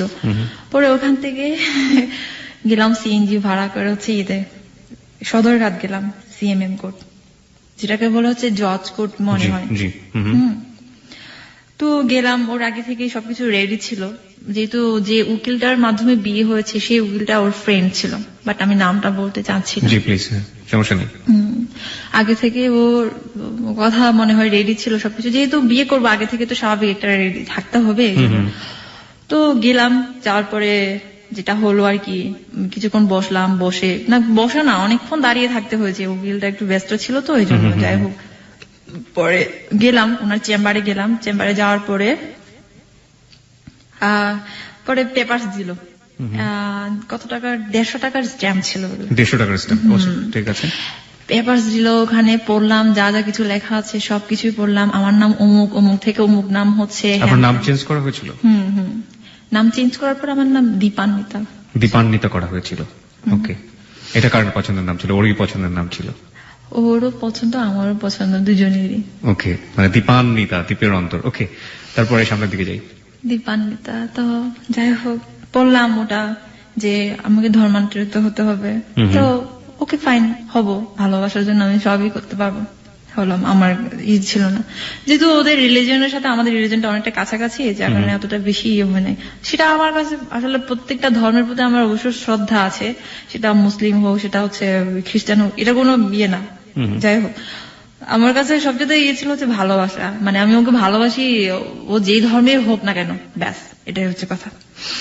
তো যেটা হোক, তারপর আমার আইডি কার্ড দিতে হলো, ছবি দিতে হলো, সবকিছু ওখানে ইয়ে করা হলো, সিগনেচার করলাম, ও করলো। এরপরে তো আমি জানি না, অ্যাকচুয়ালি আমি জানতাম না যে রেজিস্ট্রি বিয়ে কিভাবে কি করতে হয়। ওটাই আমার ফার্স্ট টাইম ছিল এবং ওটাই হয়তো বা লাস্ট টাইম, জানি না। ওরকম আগে কোনো মানে ধারণা ছিল না যে এরকম করতে হয়, ওরকম করতে হয়, সেটাও জানি না। তারপর আমি ওকে জিজ্ঞেস করলাম যে আমাদের কি সাক্ষী লাগবে না, কোন সমস্যা হবে না? বলছে না, সাক্ষী লাগবে না, কারণ হচ্ছে উকিলটা আমার পরিচিত, তো আমার ফ্রেন্ড, তো এই জন্য লাগবে না। তো বললাম এটা যদি কোনো প্রবলেম হয়, সে না হবে না, কোনো সমস্যা নাই। তারপর আমি অ্যাডভোকেটকে বললাম যে আমি কি 1 কপি পেতে পারি না এখান থেকে? বলছে দেখো এখনো তো কাজ শেষ হয় না, কাজটা বাকি আছে, ম্যাজিস্ট্রেট সিগনেচার লাগবে, দেন আমি আপনাকে 1টা কপি দিতে পারবো, বাট আমি এখন দিতে পারছি না। তো আমি ঠিক আছে, ওকে ফাইন, যেহেতু ও আছে, আমি আর এটা নিয়ে আমি আর কোনো টেন্স করি নাই আর কি। হ্যাঁ, ওরা ওখান থেকে বের হয়ে আমরা একটা হোটেলে গেলাম, রেস্টুরেন্টে গেলাম, অনেক খেলাম, কিছু বিয়ে করেছি যেহেতু। আপনি কি কপিটা পরবর্তীতে পেয়েছিলেন এখন পর্যন্ত? না, আপনি এখন still you don't have any copy. Okay, খাওয়া দাওয়ার পরে কি হলো? পরে ওখান থেকে উনি চলে গেল ওনার চেম্বারে, আমরা বের হলাম, বের হয়ে বাসে উঠলাম। বাসে উঠে আমি এতটা ক্লান্ত লাগছিল আমার, সারাদিন একটা ইয়ে গেছে, মেন্টাল টেনশন, যদিও কোনো ফিজিক্যালি কোনো টেনশন হয়নি, ইরিটেশন হয়নি, তো মেন্টালি টেনশন যেটা আর কি বেশি। তো আমাকে বলতেছে আজকে অনেক বেশি ভালো লাগছে, অনেক বেশি, অনেক বড় একটা কাজ আজকে শেষ করলাম, তোমাকে আমি সারা জীবনের জন্য পেলাম, আর কোনোদিন হারাতে হবে না। আমার এত ভালো লাগছিল, আমি বাসে যে আছি এটা আমার খেয়ালই ছিল না, আমি ওর বুকে মাথা রেখে আমি ঘুমিয়ে ঘুমিয়ে আসছি সারাটা। সদরঘাট থেকে একদম ফার্ম গেট পর্যন্ত ওভাবে আসছিলাম, আমি জানি না কখন ফার্ম গেট পৌঁছাইছি। পরে আমাকে জাগাইতেছে, ও বলতেছে ও আচ্ছা সরি, এর মধ্যে আমার আবার বাড়ি থেকে ফোন আসছে, আমার মা ফোন দিছে, বলছে এই তুই কোথায় আসছিস রে, হোস্টেলের না তুই? বলছে না মা, আমি তো বাইরে, আমি একটু বাণিজ্য মেলা আসছি, তখন বাণিজ্য মেলা চলতেছিল। বাণিজ্য মেলা তুই কার সাথে আসছিস তুই? ও আবার কথা বলতেছিল, তো ওর কথা শুনছে আমার মা, পাশেও কথা বলতেছিল, তোর সাথে কে, কোন ছেলে আছে? আমি বলছি না কোনো ছেলে না, বাসে তো অনেক ছেলে থাকে, ওই ওখানকে তুমি শুনছো মনে হয়। কিন্তু মা তো ঠিকই বলছে না, তুই নিশ্চিত কোন ছেলের সাথে তুই ঘুরতেছস, তুই হেরে দে, এভাবে বলতেছে আমাদের ভাষায়। পরে বললাম যে না মা, তুমি বিশ্বাস করো, আমি কারোর সাথে না, আমার পাশে আরো অনেকজন লোকজন আছে, ওদের কথা তুমি শুনছো, এটা ওভাবে ফোনটা মানে কেটে দিলাম। তো পরে তো ফার্ম গেট আসার পর This track was downloaded from fusionbd.com. বলতেছে তুমি যাও বা তুমি হোস্টেলে যাও, আর টেনশন করো না এটা নিয়ে, আমি একটু কাজ আছে, আমি কাজে যাই, এভাবে। তখন বাজে হচ্ছে 5টা, এরকম বাজে আর কি আসার সময়। পরে আমি হোস্টেলে গেলাম, হোস্টেলে গিয়ে রিল্যাক্সে, কিন্তু ওদিন আমার এত হাসি পাচ্ছিল, খুব ভালো লাগছিল। এই কথাটা তো কেউ জানে না, আমি যে বিয়ে করতে যাচ্ছি এটা কেউ জানে না, ওই যে রত্না আছে তাকেও পর্যন্ত বলিনি আমি, ওর সাথে এত ভালো রিলেশন, কারণ সিক্রেট থাকতে হবে, যেটা আমাদেরই সুবিধার্থে, এই জন্য আর কি। তো পরে ও আবার ওই দিন আবার আসলো, আসার পরে আমরা রত্না, আমি আর ও ইয়েতে গেলাম, ধানমন্ডি লেকে গেলাম, ওখানে 3 জনে বসছিলাম। বসে এখন রত্নাকে ওই দিন বলছি যে দেখো আমরা আজকে এই কাজটা করেছি। তারপর ও বলতেছে দিদি তুমি এই কাজটা করছো, ভালো হয়েছে। সেও তো আমার মতো পাগলাটি টাইপের, তো এর জন্য সে একটু সাপোর্ট করেছে আর কি। খুবই ভালো হয়েছে, এভাবে আর কতদিন থাকা যায়, কোনো দরকার নেই। যাকে ভালোবাসা যায় না তাকে আবার কি বিয়ে করবো, সে যতই বিদেশ থাকুক না কেন, এরকম। তো এরকম ভাবে আমারও আরেকটু সাহস হলো। তো তিনজনে বসলাম, বসে অনেকক্ষণ গল্প করলাম, বসে তারপর ও চলে গেল, আমি আর রত্না হোস্টেলে গেলাম। ওরকম ভাবেই চলছিল, ভালোই যাচ্ছিল। কিন্তু এর মধ্যে জানাজানি হয়ে গেল যে আমার নাকি বিয়ে হয়েছে। কোথায় জানাজানি হলো? বাড়িতে। ওকে, মানে খাগড়াছড়িতে? হ্যাঁ, তারপর যে আমি নাকি বিয়ে করেছি অমুক একটা ছেলেকে, হ্যান ত্যান। আমার মা তো আমাকে ফোন দিয়ে সাথে সাথে বললো, এই তোরে তো মানুষ দেখছে, তুই শাড়ি পরছস, তুই শাড়ি পরে তুই রিক্সাতে উঠছস, তোরে তো সবাই দেখছে ওরকম ভাবে। আমি বলছি না, এটা মিথ্যা কথা, তোমার কে বলতেছে এগুলো? কোনো দিন না। তুমি জানো না আমার কত ফ্রেন্ড, ইউনিভার্সিটি লাইফে কত ফ্রেন্ড ছিল, আমি তাদের সাথে মিশি, ব্যাস, এটাই হচ্ছে কথা। তারপর বলছে তুই ওর সাথে এত ভালো করে কথা বলিস না কেন, মানে ওই বাইরের ছেলেটার সাথে, ওর সাথে তুই ইয়ে করে কথা বলিস কেন, এভাবে বলতেছে। তারপর আমি বললাম যে না ওই কথা বলি তো, কেন কথা বলবো না, হ্যান ত্যান এগুলো বলে আমি কোন রকমে পারি করতাম আর কি, ঠিক আছে। তো ওকে বললাম এখন কি করবো তাহলে একটু বলো তো, এখন আবার বলতে হবে এখন। তখনও কিন্তু আমি ওই ছেলেটাকে না করি নাই আর কি, হ্যাঁ, তখন না করার আগে কিন্তু আমরা বিয়ে করেছি। এর মধ্যে ওর সাথে আমার আবার ঝগড়া হইতো, অনেক ঝগড়া হইতো। একদিন সে আমাকে বললো, দেখো তুমি যদি না বলো, তোমার এই যে বিয়ের সব কাগজ কিন্তু তোমার মায়ের নামে কুরিয়ার করে পাঠাবো, তখন তোমার খবর হয়ে যাবে। এটা লিজন আপনাকে বললো যাকে আপনি বিয়ে করেছেন? হ্যাঁ, বললো সে। আচ্ছা। তারপর এই তো আমি বলছি না তুমি এগুলো বলতেছো কেন, আমি তোমাকে বিয়ে করেছি, তোমার কাছে থাকবো, তুমি এগুলা নিয়ে এতই আমাকে সময় দাও, সময়ের একটা ব্যাপার আছে না। ওরা হুট করে এখন যদি মেন্টালি একটা হয়ে যায় তখন কি করবো আমি, দেখা গেলো আমার যদি নিয়ে যাই তখন তুমি কি করবা? বলছে না তোমার কোনোদিনও নিতে পারবে না, কোনোদিনও না, তুমি আমারই থাকবা, এভাবে বলতেছে। ওরকম ভাবে আবার মাঝে মাঝে ঝগড়া হতো, কান্নাকাটি হতো, এই হেন টেন এগুলা। পরে ফাইনালি যেটা হলো, আমার মা আর আমাকে হোস্টেলে রাখবে না, এখন বলতেছে তোর ড্রাইভিং ও শেখা শেষ, কম্পিউটারের শেখা শেষ, সবকিছু শেষ, তুই এখন বাড়িতে আস, তোর বাড়িতে। আমি বলছি না আমি এখানে ক্যারিয়ার করবো। আমি বলছি ঢাকায়, আমার সব ফ্রেন্ডরা ঢাকায় আসছে, আর আমি এখন ঢাকা থেকে আমি ওখানে যাবো, এটা কিভাবে সম্ভব? আমি ঢাকায় আমি এখানে চাকরি করবো, যতদিন আমি বাইরে না যাই, এখানে আমি থাকবো, এরকম বলছি আর কি। যে বলে ওভাবে কতদিন ছিলাম। পরে এর মধ্যে আবার আমাকে ভার্সিটিতে যেতে হলো ইয়ের জন্য, সার্টিফিকেটের জন্য আর কি, সার্টিফিকেট আনতে হবে, মাস্টার্স এর সার্টিফিকেট। বাড়ি থেকে আমার মনে আছে বাড়িতে আমি 2 দিন ছিলাম, মাত্র 2 দিন থাকার পর আমার ভালো লাগতেছে না, আমি বলছি আমি ভার্সিটি যাবো, আমার যেতে হবে। তারপর যতদিন লাগে আর কি, মোস্ট প্রবাবলি 10 দিন এরকম লাগছিল আমাদের ভার্সিটি থেকে। ওখানে একটু ব্যাপার স্যাপার আছে, অফিসিয়াল ব্যাপার স্যাপার আছে সার্টিফিকেট উঠানোর জন্য। তো পরে ওখানে গেলাম, ওখানেও অনেকেই আমার পরিবর্তনটুকু বুঝতে পেরেছে আর কি, যে আমি মনে একটা কিছু একটা করেছি। আমার তখন কিছু একটা করেছি, আমার সব সময় আমি একটু টেনশনে থাকতাম সব সময়। কিন্তু এর মধ্যে আমি শুধু একজনকে বলেছি, সেটা হচ্ছে আমার বান্ধবী সুমি, ওকে বলেছি যে আমি এই কাজটা করেছি। আর কেউ জানে না। তো এর মধ্যে তো আবার ঢাকায় আসলাম, ঢাকায় ট্রেনে করে আসছিলাম। আমার আরেকটা বান্ধবী ছিল সুরভি, ও আর আমি। তারপর আমার হাজবেন্ড আমাকে রিসিভ করেছিল থেকে এয়ারপোর্ট। পরে এই তো এভাবেই চলতেছিল ভালোই। ফেব্রুয়ারি মাসটা খুব ভালো চলছিল। পহেলা ফাল্গুনে আমরা ঢাকা ভার্সিটি বিভিন্ন জায়গায় বিভিন্ন প্রোগ্রামে গিয়েছিলাম। ওকে, আপনি ফিরে আসলেন, এই ফিরে আসার গল্পটা আমরা শুনবো, তবে তার আগে আমাদের ছোট্ট একটা ঢাকাতে আসলেন এবং এই পর্যায়ে ছিলাম, যেখান থেকে ছিলাম আপনি সেখান থেকে শুরু করুন। আচ্ছা, এরপরে আমার ফ্যামিলি জানলো যে আমি এরকম করেছি। তো আমি তো যতটা সম্ভব আমি জানলোটা কিভাবে, আপনি যে যাকে লাভ করেন তাকে যে বিয়ে করেছেন এবং সেটা যে আপনার পরিবারে জানলো, এটা তো গেস করেছিল প্রথমে, কিন্তু একবার ফাইনালি জানলো কিভাবে? প্রথমে আসলে আমি যে এলাকাতে থাকি ওই এলাকায় আমাদের এলাকার অনেক ছেলে পোলাপাইন থাকে আর কি, পোলাপাইন লোকাল যেটা বলে থাকে। ওরা হয়তো আমাদেরকে দেখছে, আসলে আমরা অনেক বেশি মেলামেশা করা শুরু করেছে, যে এখানে যেতাম ওখানে যেতাম, ওকে আমি নিয়ে যেতাম এই সেই। তো যার কারণে এগুলো সবাই কেউ না কেউ আমাকে ফলো করতো, যে আমি কোথাও যাচ্ছি কি করতেছি টাইম টু টাইম, এগুলো আমার ফ্যামিলিতে সবকিছুই বলেছে। তো যার কারণে আমার ফ্যামিলি আমার উপর আরো বেশি একদম করা শুরু করছে, ঠিক আছে।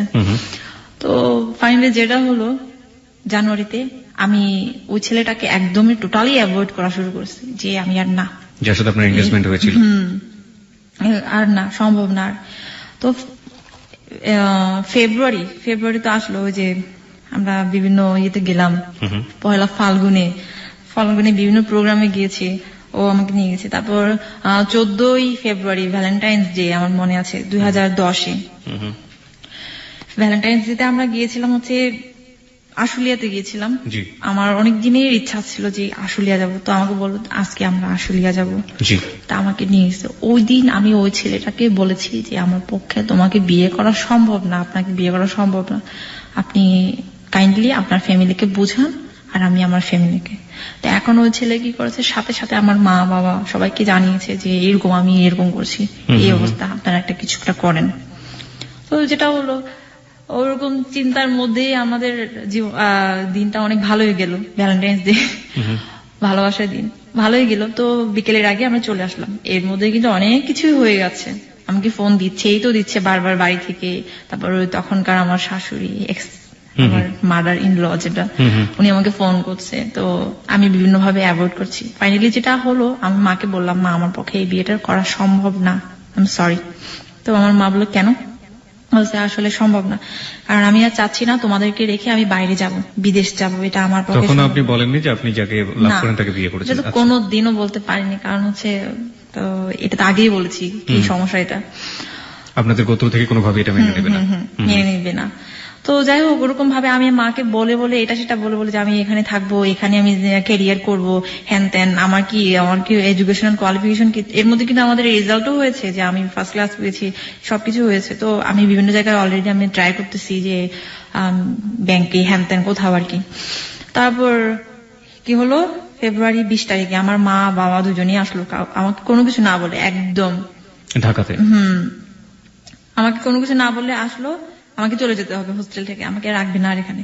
আমার সবকিছু শেষ, মানে সব কোর্স টোর্স কমপ্লিট করা শেষ, এখন আমাকে ঢাকা থেকে বাড়িতে নিয়ে যাবে। তা আমি তো ওকে বললাম ঠিক, আমি মাকে বললাম যে হ্যাঁ আমি যাব, কিন্তু আমাকে একটা দিন সময় দাও, আমার তো জিনিসপত্র আছে, আমি এগুলো গুছাতে হবে। আচ্ছা না, তোমার কোনো কিছু গুছাইতে হবে না, তোমার আজকেই সবকিছু করে আমরা গাড়ি একটা ভাড়া করে আমি চলে যাবো এরকম। তো আমি ওকে বললাম যে দেখো আমার বাবা আসছে, এখন কি করবো? তারপর সে বলতে ঠিক আছে তুমি তাহলে একটা জায়গায় আসো, ওখানে আমরা দেখা করি। ওই দিন আমার সাথে ওর সাথে আমার দেখা হয়েছিল কিছু সময়ের জন্য। তারপর আমাকে বললো সমস্যা নেই, আমার পরীক্ষা তো শুরু হবে, এই পরীক্ষাটা তুমি বাড়িতে থাকো, একটা মাস বাড়িতে থাকো, এরপরে আমরা বাসা নিয়ে আমরা থাকবো, এরকম ভাবে আর কি, বাসা নিব। তো পরে আমি বাড়িতে গেলাম, অনেক মন খারাপ করে বাড়িতে নিয়ে গেল আমাকে। কোন রকমে মনে হয় আমি 26 দিন ছিলাম বাড়িতে, 1 মাসও থাকতে পারিনি। ওই পরীক্ষার একটা বাকি ছিল আবার। এর মধ্যে তো আমি ওর সাথে কন্টিনিউ ফোনে কথা হতো, কন্টিনিউ। এর মা আমার এটা লক্ষ্য করেছে যে আমি কারো না কারোর সাথে আমি ইনভলভ হয়ে গেছি। তারপর আমাকে মা একদিন জিজ্ঞেস করলো, মানে সবসময় তো জিজ্ঞেস করে আমি অ্যাভয়েড করি আর কি, যে না এমনিতে ফ্রেন্ডের সাথে কথা বলি হ্যান ত্যান এগুলো বলে।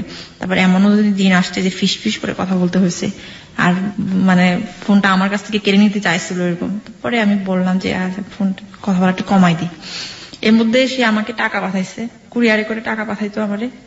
আমার বলছে তুমি এখন আমার বউ, তোমার বাবা আমার কাছ থেকে কোনো টাকা নিবে না, এখন আমি এখন ইয়ে করবো।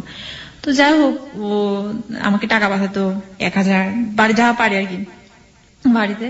ওরকম ভাবে আমি কোন রকমে আমি সুযোগ খুঁজতেছিলাম যে আমি বাড়ি থেকে আমি চলে আসবো বেগেন। তো বললাম মাকে, বললাম মা দেখো আমার একটা ইন্টারভিউ ডেট পড়েছে এরকম একটা ইয়েতে, আমার তো ঢাকায় যেতে হবে। আমার মা বলতেছে না তোর ঢাকায় যাইতে হবে না, তুই এখান থেকে তুই চাকরি করবি। আমার মা বলে টাকা দিলে কোনো সমস্যা হয় না, এখন তো ইন্টারভিউ ভালো ভালো যে বিভিন্ন ইয়েগুলো আর কি, ওগুলাতে বলে কি টাকা দিলে এখন কোনো কিছু হয় না, টাকা দিলে এখন এই সবকিছু হয় এখন, তোমার কোনো কিছু করতে হবে না। মানে আমার টোটালি হচ্ছে আমাকে ঢাকায় ছাড়বে না এরকম, যেহেতু বুঝতে পেরেছি যে আমি এরকম একটা ইনভলভ হয়ে যাচ্ছি।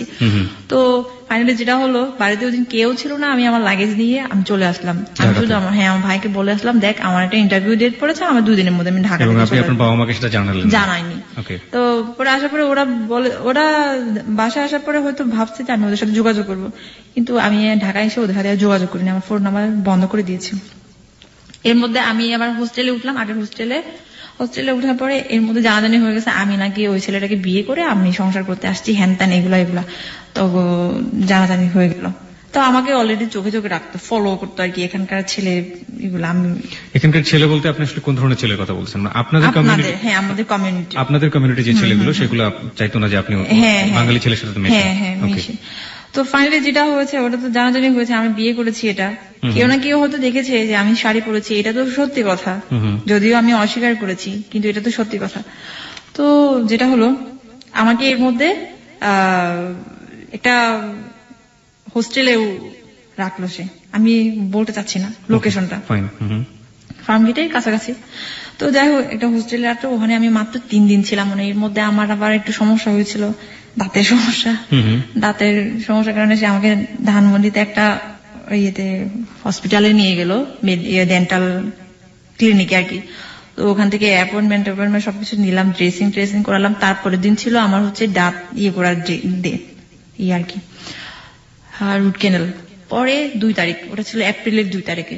কিন্তু এর আগে আমাকে বাড়ি থেকে জানানো হলো যে তোমার মা অসুস্থ, ব্রেন স্ট্রোক করেছে, ঢাকা থেকে, মানে ঢাকায় করেছে, রেফারেন্স করেছে যে কোনো একটা হসপিটালে। তো আমি এটা শোনার পর তো আমি অনেক বেশি টেন্স হয়ে গেলাম, হায় হায় কি হলো, আমার জন্য তো এগুলো হচ্ছে, আমার টেনশনের কারণে। তো আমি ওকে বললাম, দেখো আমার মা নাকি এরকম হয়েছে, আমার খুব দেখতে ইচ্ছে করতেছে। তো ও বললো, শোনো এটা নাটক হতে পারে, নাটক, আমি আগে গিয়ে দেখি, তারপর তুমি যাও, এমনও হতে পারে তোমাকে ধরার জন্য, কারণ তুমি যে করে আসো এই জন্য। তারপর আমি বললাম যে না, এটা হতে পারে না, এটা যদি আমি তো সত্যি যদি আমি তো করে আসি। তারপর বাবার সাথে সারা রাত কথা বলছি, বাবা আমাকে বিভিন্ন ভাবে কনভিন্স করলো, তোর মাকে দেখতে যাইস, আমি তো আসতে পারলাম না, হ্যান ত্যান কত কিছু বলে। পরে ওই দিন সকালটা কোন রকমে পার করলাম, দুপুর আর পার করতে পারলাম না। এদিকে আমার ভাই ফোন দিচ্ছে, তুই আয় এক্ষুনি আয়, ওটা আমার কাজ ছিল, বড় ভাই। তো ও বলতেছে আমি একটা কাজের মধ্যে ব্যস্ত আছি, মানে আমার হাজবেন্ড বলতেছে আমি একটা কাজের মধ্যে ব্যস্ত আছি, তুমি একটু ওয়েট করো বিকেলটা পর্যন্ত, আমি দেখে আসি, তারপর আমরা দুজনে একসাথে যাবো যদি সেরকম কোনো কিছু হয়। আর রোজ তোমার এখানে যাওয়ার প্রয়োজন নেই, কারণ তুমি অনিরাপদ, এরকম। তো আমি আর ওর কথা শুনি নাই, অবাধ্য হয়ে আমি গেছি আমার দাদার সাথে মোটরসাইকেলে করে। উনি আমাকে কি করলো, উনি ওই হসপিটাল সব ঘুরে নিয়ে এসে আমার কাজিনের বাসায় নিয়ে গেল। দেখলাম যে ওখানে আমার মা আছে, কাকা আছে, সবাই পিসিমা টিসিমা সবাই আছে ওখানে। এই অবস্থা। তখনই আমার মার সাথে সাথে আমার মোবাইলটা ক্রোক করলো। আমি তো তখন, আপনার মা ব্রেন স্ট্রোক করেন না, এটা জাস্ট একটা নাটক ছিল আমাকে ধরার জন্য, যেহেতু আমি লোকেশনটা দিচ্ছি না এই জন্য। পরে আমি বুঝলাম যে ও আচ্ছা আমার মোবাইল ক্রোক করা আছে, তার মানে এখানে সামথিং প্রবলেম, তার মানে আমাকে আজকে নিয়ে যাবে যেভাবে হোক। তো আমি কি করলাম, আমিও তো আমার মায়ের মেয়ে, আমি কি করলাম, ওর মোবাইল থেকে, ও বাথরুমে মনে হয় কোথাও গিয়েছিল, ওখান থেকে মোবাইলটা নিয়ে আমি কোন রকমে ওকে SMS করলাম, এনি হাউ তুমি এক্ষুনি আমার হোস্টেলের সামনে আসো, আমাকে নিয়ে যাও, আজকে আমাকে বাড়িতে নিয়ে যাবে, তুমি যেভাবে পারো আসো। ওটা মেসেজ করলাম, আমি ডেঞ্জার। তো এখন আমি চিন্তা করতেছি কিভাবে যাবো এখান থেকে। তো আমাকে বলতেছে তোর জিনিসপত্র নিয়ে আসতে হবে, যা তুই হোস্টেলে তুই যা, আমিও তোর সাথে যাবো, আমরাও তোর সাথে যাবো, তুই জানি যাই। তো এখন আমি বলছি সেই সময়টা যদি, মানে আমি জানি না সামনের দিকে স্টোরিটা কি, সেই সময়টা যদি আপনাকে নিয়ে যাওয়া হতো, মানে কি ধরনের ফিউচার, কি ধরনের ভবিষ্যৎ আপনার জন্য অপেক্ষা করতো, আপনার কমিউনিটিতে? আমি বলছি এটা তো বলার অপেক্ষা রাখে না। যাই হোক, সেটা হচ্ছে পরে গেলাম কোন রকম একটা দোকান, ফোন ফিক্সের দোকান থেকে আমার কাছে যে টাকা ছিল সব টাকাগুলো বা ক্যাপচার করেছে, নিয়েছে। পরে 5-10 টাকা এরকম ছিল মনে হয়। 1 মিনিট ওকে ফোন দিয়েছে একটা ফোন ফিক্সের দোকান থেকে, তুমি যেভাবে পারো গাড়ি নিয়ে তুমি আসো আমার হোস্টেলের সামনে, যেভাবে পারো। তো হোস্টেলে গেলাম, আমি এই রুম থেকে ওই রুম থেকে করতে করতে টাইম পাস করতেছিলাম, মানে ওই টাইমের মধ্যে সে যেন চলে আসতে পারে। তো এর মধ্যে আমার একটা বান্ধবী ছিল, মানে বান্ধবী না, হোস্টেলের আর কি পরিচিত। ওকে বললাম যে তোমার ফোনটা থেকে একটু আমি তোমার ভাইয়াকে একটু ফোন করি। তারপর সে বললো যে আমি তো হোস্টেলের সামনে ওই যে গেটে আসছি, এটা নিয়ে। এখন আমি কিভাবে যাব? আমার উপরে আছে হচ্ছে আমার মা আর পিসিমা, আর নিচে আছে হচ্ছে আমার দাদা, আমি কিভাবে যাব? পরে আমার মা আর পিসিমাকে একটা রুমে বন্দি করে আমি অন্য দরজা দিয়ে বের হয়ে আমি চলে গেছি। চলে যাওয়ার পরে নিচে দাদা বলতেছে এই তুই কই যাস?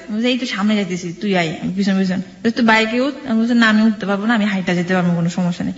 পরে তো ও সামনে আছে, মানে 10 হাত দূরে আছে আর কি, কিন্তু আমার মনে হচ্ছে কত দূর আছে, আমার মনে হচ্ছে এখনই আমি ওর কাছে পৌঁছে যাই, এরকম মনে হচ্ছিল। ও আমার দিকে তাকিয়ে আছে, আমার মনে আছে এখনো সে একটা টিয়া কালারের শার্ট পরেছিল। তারপর গেলাম, সিএনজি ভাড়া করে আসছিল, সিএনজিতে উঠলাম, উঠার পর একটু মনে গিয়েছি। যাওয়ার পরে আমার দাদা আমাদেরকে ধরে ফেললো, সিএনজিটা করলো, আটকানোর পরে সিএনজি ওয়ালা বলতেছে এখানে মনে হয় সমস্যা আছে, ভাই যান আপনারা নামেন, আমি আপনাদেরকে আর নিতে পারছি না। এখন কিচ্ছু করার নেই, বাধ্য হয়ে আমরা নামলাম, দুজনের হাত শক্তভাবে ধরে আছি। সে আমাকে বলছে কোনোভাবে তুমি আমার হাত ছাড়বে না।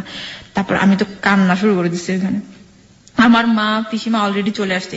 এখন আমরা বলতেছি, তারপর আমার ভাই বলতেছে, এই আমার হাজবেন্ডকে বলতেছে, তুই এরে কোথায় নিয়ে যাস, তুই আমার বোনটারে তুই কোথায় নিয়ে যাস? হ্যাঁ, তারপর চিল্লাচিল্লি করতেছে, এই ভাই লোকজন শুনেন, আমার বোনটারে সে ধরে নিয়ে যাইতেছে, এরকম ভাবে মানুষজন জোর করতেছে। তারপর অনেকেই আসছে, দোকানদার কত কিছু আসছে, ওখানে যারা যারা ছিল পথচারী তারাও আসছে। পরে আমি বললাম যে না ও আমাকে ধরে নিয়ে যাচ্ছে না, আমরা বিয়ে করেছি, দুজনকে অনেক ভালোবাসে, আমরা চলে যাচ্ছি, ওরা আমাদেরকে ডিস্টার্ব করছে। তারপর এর মধ্যে ওরাও একটু হলো, হ্যাঁ ওরা তো ভালোবাসে, তারা চলে যাক, এরকম ভাবে। কিন্তু এর মধ্যে আমার ভাইটা করলো, যেটা বলে আর কি, যে না ও কিন্তু অমুক ধর্মের, মানে অমুক, এভাবে বুঝেছে। তারপর ওই লোকগুলো আরো বেশি হয়ে গেল। তারপর বললো যে ঠিক আছে, এখানে একটা ব্যবস্থা করতে হবে, বিচার করতে হবে। অমুক ধর্মের মানে ছেলেটার রিলিজিয়নের? হ্যাঁ। এটা কেন বললো? যাতে লোকজন তার উপর জোর হয়, এটা হয় যেন আমাকে আটকে রাখতে পারে। ঠিক আছে, তো আমি বললাম যে এটা বলার পর লোকজন কি করলো? হ্যাঁ, লোকজন ঠিকই তাই করলো, এরকম করলো যে এখানে তো মুরব্বী আছে, যেহেতু ওই মেয়েটা এখানেই থাকে, তাহলে তো নিশ্চয়ই এলাকারই একটা সমস্যা, তো এটা আমরা এভাবে করবো, লোকজনগুলো বললো। মানে আপনার বরের উপরে তারা চড়া? হ্যাঁ, চড়া হলো। ঠিক আছে, পরে ওখান থেকে আমরা দৌড়ে একদম দুজনকে ধরছি একদম সিনেমেটিক কাহিনীর মতো। পিছনে ওরা আসতেছে দৌড়াই, আমরা যাচ্ছি সামনে, এরকম ভাবে আমরা চাচ্ছিলাম যে কোন রাস্তা ফাঁকা থাকলে আমরা সেদিক দিয়ে বের হয়ে যাবো, এরকম। কিন্তু হোস্টেলের সামনেই কাহিনী? হ্যাঁ, হোস্টেলের সামনেই। তারপর ওখান থেকে কমিউনিটি পুলিশ আসলো, আসার পরে আমাদেরকে ধরে ফেললো। ধরার পরে ওখানে একটা সালিশ কেন্দ্র আছে, ওই সালিশ কেন্দ্রে নিয়ে যাওয়া হলো আমাদেরকে দুজনকে। ওখানে তো এর মধ্যে আমাদের কাকা, মানে আত্মীয় স্বজন যারা যারা আছে ঢাকায়, সবাইকে কল করা হয়েছে, সবাই আসছে। এবং আমাদের কমিউনিটির কম হলে 200 থেকে 250 ছেলে আসছে, এরকম আসছে। এই ধরনের ঘটনা শোনার পরে সব তো এখন তো যেহেতু ফোনে সবকিছুই হয়, এখন কোনো সমস্যা হয় না। তো যাই হোক, আসার পরে ওখানে আমাদেরকে রাখলো সালিশ কেন্দ্রে। ওখানকার পাড়ার মুরব্বী আসলো, চেয়ারম্যান যে আসে, তারপর আসার পরে ওরা বলতেছে সবকিছু জানাজানি হয়ে গেল। আমাকে মানে কি বলবো, জানাজানি হয়ে গেল। ওখানে জিজ্ঞেস করতেছে মেয়েটার নাম কি, হ্যান ত্যান, ছেলেটার নাম কি, সবকিছু। তারপর বয়স সবকিছু জিজ্ঞেস করলো, আমরা কি করেছি, বিয়ে করেছি, সবকিছুই। তারপর এখন ওরা বলতেছে না, তারা তো ঠিক আছে, ওরা যেহেতু প্রাপ্তবয়স্ক বিয়ে করেছে, এখানে তো আর বাধা দেওয়ার কিছুই নাই, আপনারা তো এখানে আর কিছু করতে পারবে না। আমার মা বাবা, মানে কাকা পিসিমাদেরকে বলতেছে। তো আমার মা কিছুতেই মানতে পারে না, কোন রকমে এটা মানা যাবে না, আমার মেয়েকে আমি নিয়ে যাবো যেভাবে হোক। এখন আমাকে জিজ্ঞেস করছে ওই লোকটা, মানে এত মানুষের সামনে, মহিলা আপনার কি হয়? আমি তখন বলেছিলাম আমার কেউ হয় না, আমি ওনাকে চিনি না। আমি আমার মাকে পর্যন্ত অস্বীকার করেছি তখন, বলছি না কেউ না। পরে আমাকে অনেক জোরে একটা থাপ্পড় দিল, এতগুলো মানুষের সামনে আমাকে চুল ধরে টানলো, কত আমি আমার হাজবেন্ডকে জড়াই ধরে আসছে, তো ধরে আসে এত মানুষের সামনে। আমার লজ্জা ভয় ভীতি কোনো কিছু ছিল না তখন, মানে কোনো কিছু না। আমি জানি আমাকে নিয়ে গেলে আমার কি পরিণত হবে সেটা তো আমি খুব ভালো করে জানি, কারণ আমি ছোটবেলা থেকে ওই কমিউনিটিতে বড় হয়েছি, দেখেছি এর আগেও অনেক কিছুই।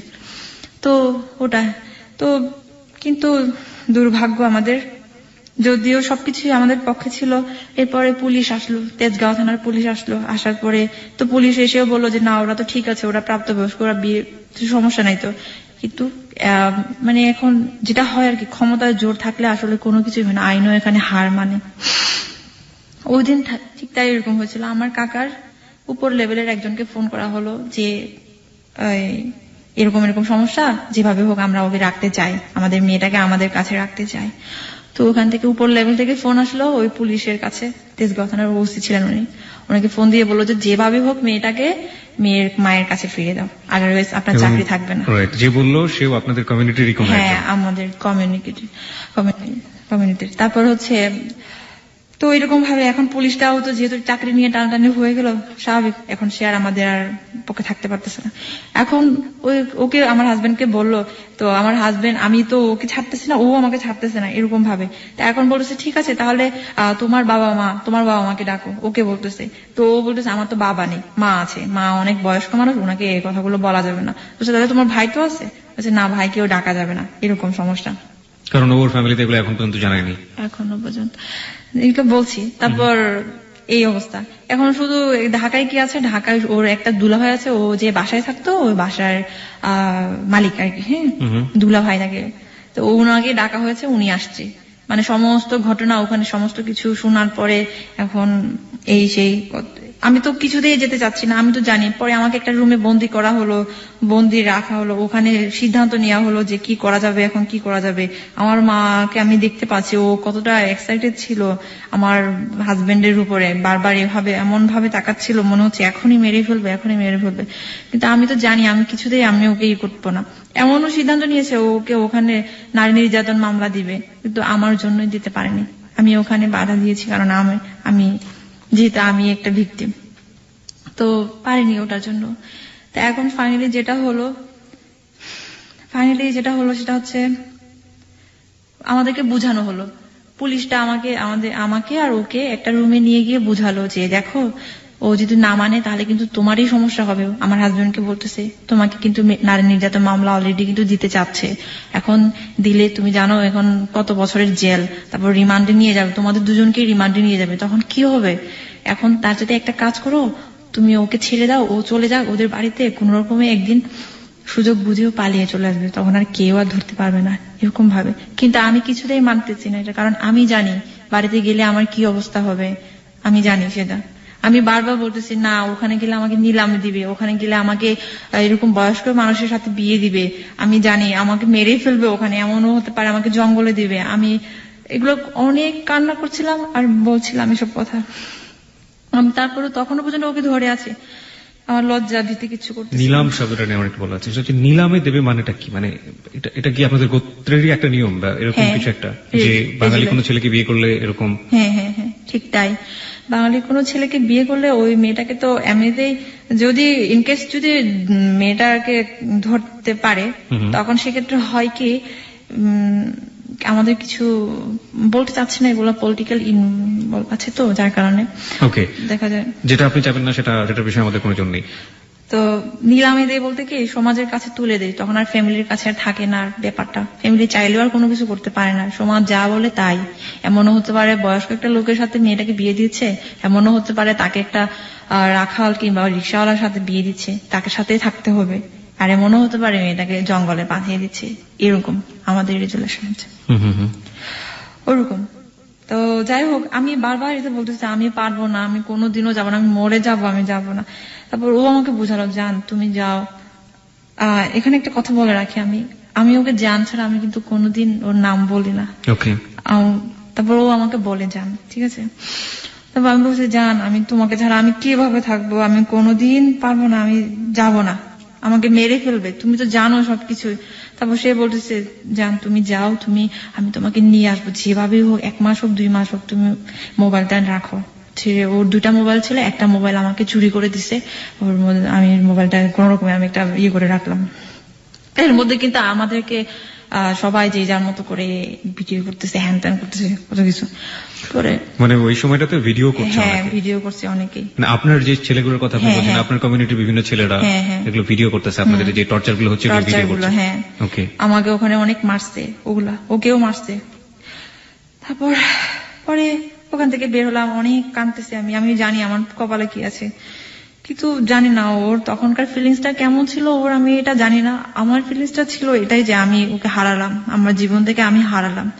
তো গেট থেকে বের হওয়ার সময় ওকে পুলিশে নিয়ে যাচ্ছে, আমাকে আমার মা বাবা আমার আত্মীয় স্বজন আমাকে ধরে রাখছে, আমার মা এমন ভাবে ধরে রাখছে আমি মনে আসামি। পরে ওকে ওরকম ভাবে আমি বললাম যে জান আমি যাচ্ছি, আমি জানি তোমার সাথে আমার আর কোনোদিন দেখা হবে না আর এই জীবনে, তুমি ভালো থেকো, এটা শুধু বলছিলাম, কান্না করছিলাম।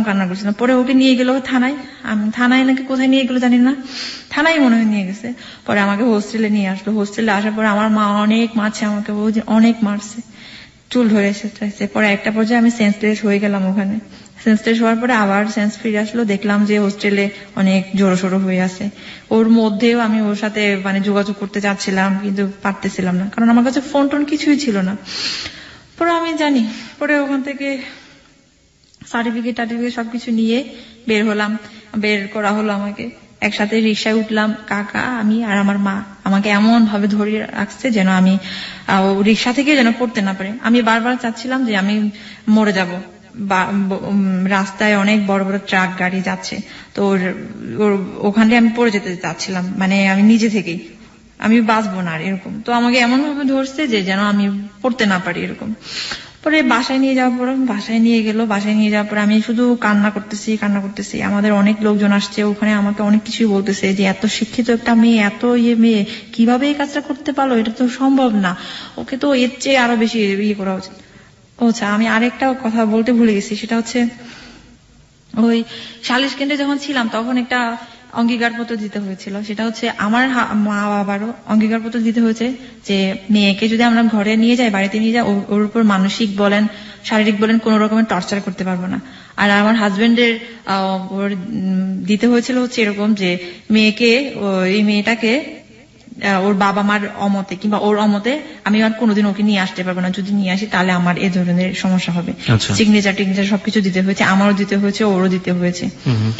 কিন্তু এগুলো তো আর কে মানে, এসব কথা আর কে মানে, আমার বাবা মা তো মানেই নাই, এই যে অত্যাচার বলেন যেটা বলেন আর কি। কোন রকমে ওই কাজিনের বাসায় নিয়ে গেল, আমি কান্না করতেছি অনেক। আমি আমার মাকে বলতেছি, মা দেখো তোমার সাথে আমার একটা গোপন কথা আছে। তারপর মা বলেছে, কি কথা বলো, বলতে আমার সাথে কথাই বলতে চাচ্ছে না এরকম। তারপর আমি বললাম যে মা দেখো আমি আমি আমি আমি যাবো না, তুমি আমাকে নিয়ে কি করবা, আমি তো একদম নষ্ট হয়ে গেছি।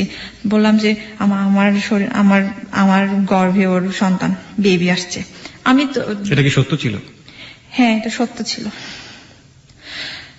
কিন্তু তখনও পর্যন্ত আমি জানতাম না আর কি যে আমার একটা ছিল আর কি। আমি বলেছিলাম এই কারণে যে আমি রেহাই পাই, তারপরও যেন আমাকে তারপর মা এটলিস্ট মেয়ে তো এরকম ভাবে যেন আমাকে করে। মানে আপনি এটা বলেছিলেন কিন্তু আপনি নিশ্চিত ছিলেন না, পরবর্তীতে সত্যই ছিল? পরবর্তীতে সত্যই ছিল।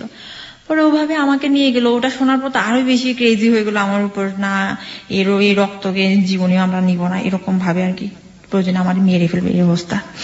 পরে বাড়িতে নিয়ে গেল, বাড়িতে সারা রাত পাহারা দিয়ে নিয়ে গেল, পুলিশ পাহারা দিয়ে, যেন ও কোনো সমস্যা করতে না পারে এরকম পাহারা দিয়ে নিয়ে যাওয়ার পরে এমনও চেষ্টা করেছি আমি, জানলা খোলা ছিল, জানলা দিয়ে আমি বাস থেকে আমি লাফ দিতে চেয়েছিলাম যাওয়ার সময়, এরকম এমনও চেষ্টা করেছি, কিন্তু ওটা পারি নাই। আমার পিসিমা সব সময় আমার সাথে একদমই টোটালি চোখের পাতা এক করে নাই, সারা রাত ওই দিন আমাকে পাহারা দিচ্ছে, গাইড দিচ্ছে। পরে ওরকম ভাবে বাড়িতে নিয়ে গেল। সকাল হলো, প্রথমে কাকার বাসায় আমাকে অনেক অত্যাচার করা হলো, অনেক ভাত পর্যন্ত খেতে দেয় নাই, অনেক এমন ভাবে। তারপর আমার মা যখনই ওটা শুনতে পারলো যে আমি এরকম কনসিভ করেছি এই সেই এগুলা, বলতেছে তুই এরকম একটা পাপী মেয়ে, তোরে এই দুনিয়াতে রাখা উচিত না, তোরে আজকেই মেরে ফেলা উচিত, তোরে এরকম এইগুলা এই রক্তগুলা অজাতের রক্ত এনতেন এগুলো বলে অনেক কিছুই বকা দিচ্ছে আমাকে, অনেক কিছুই।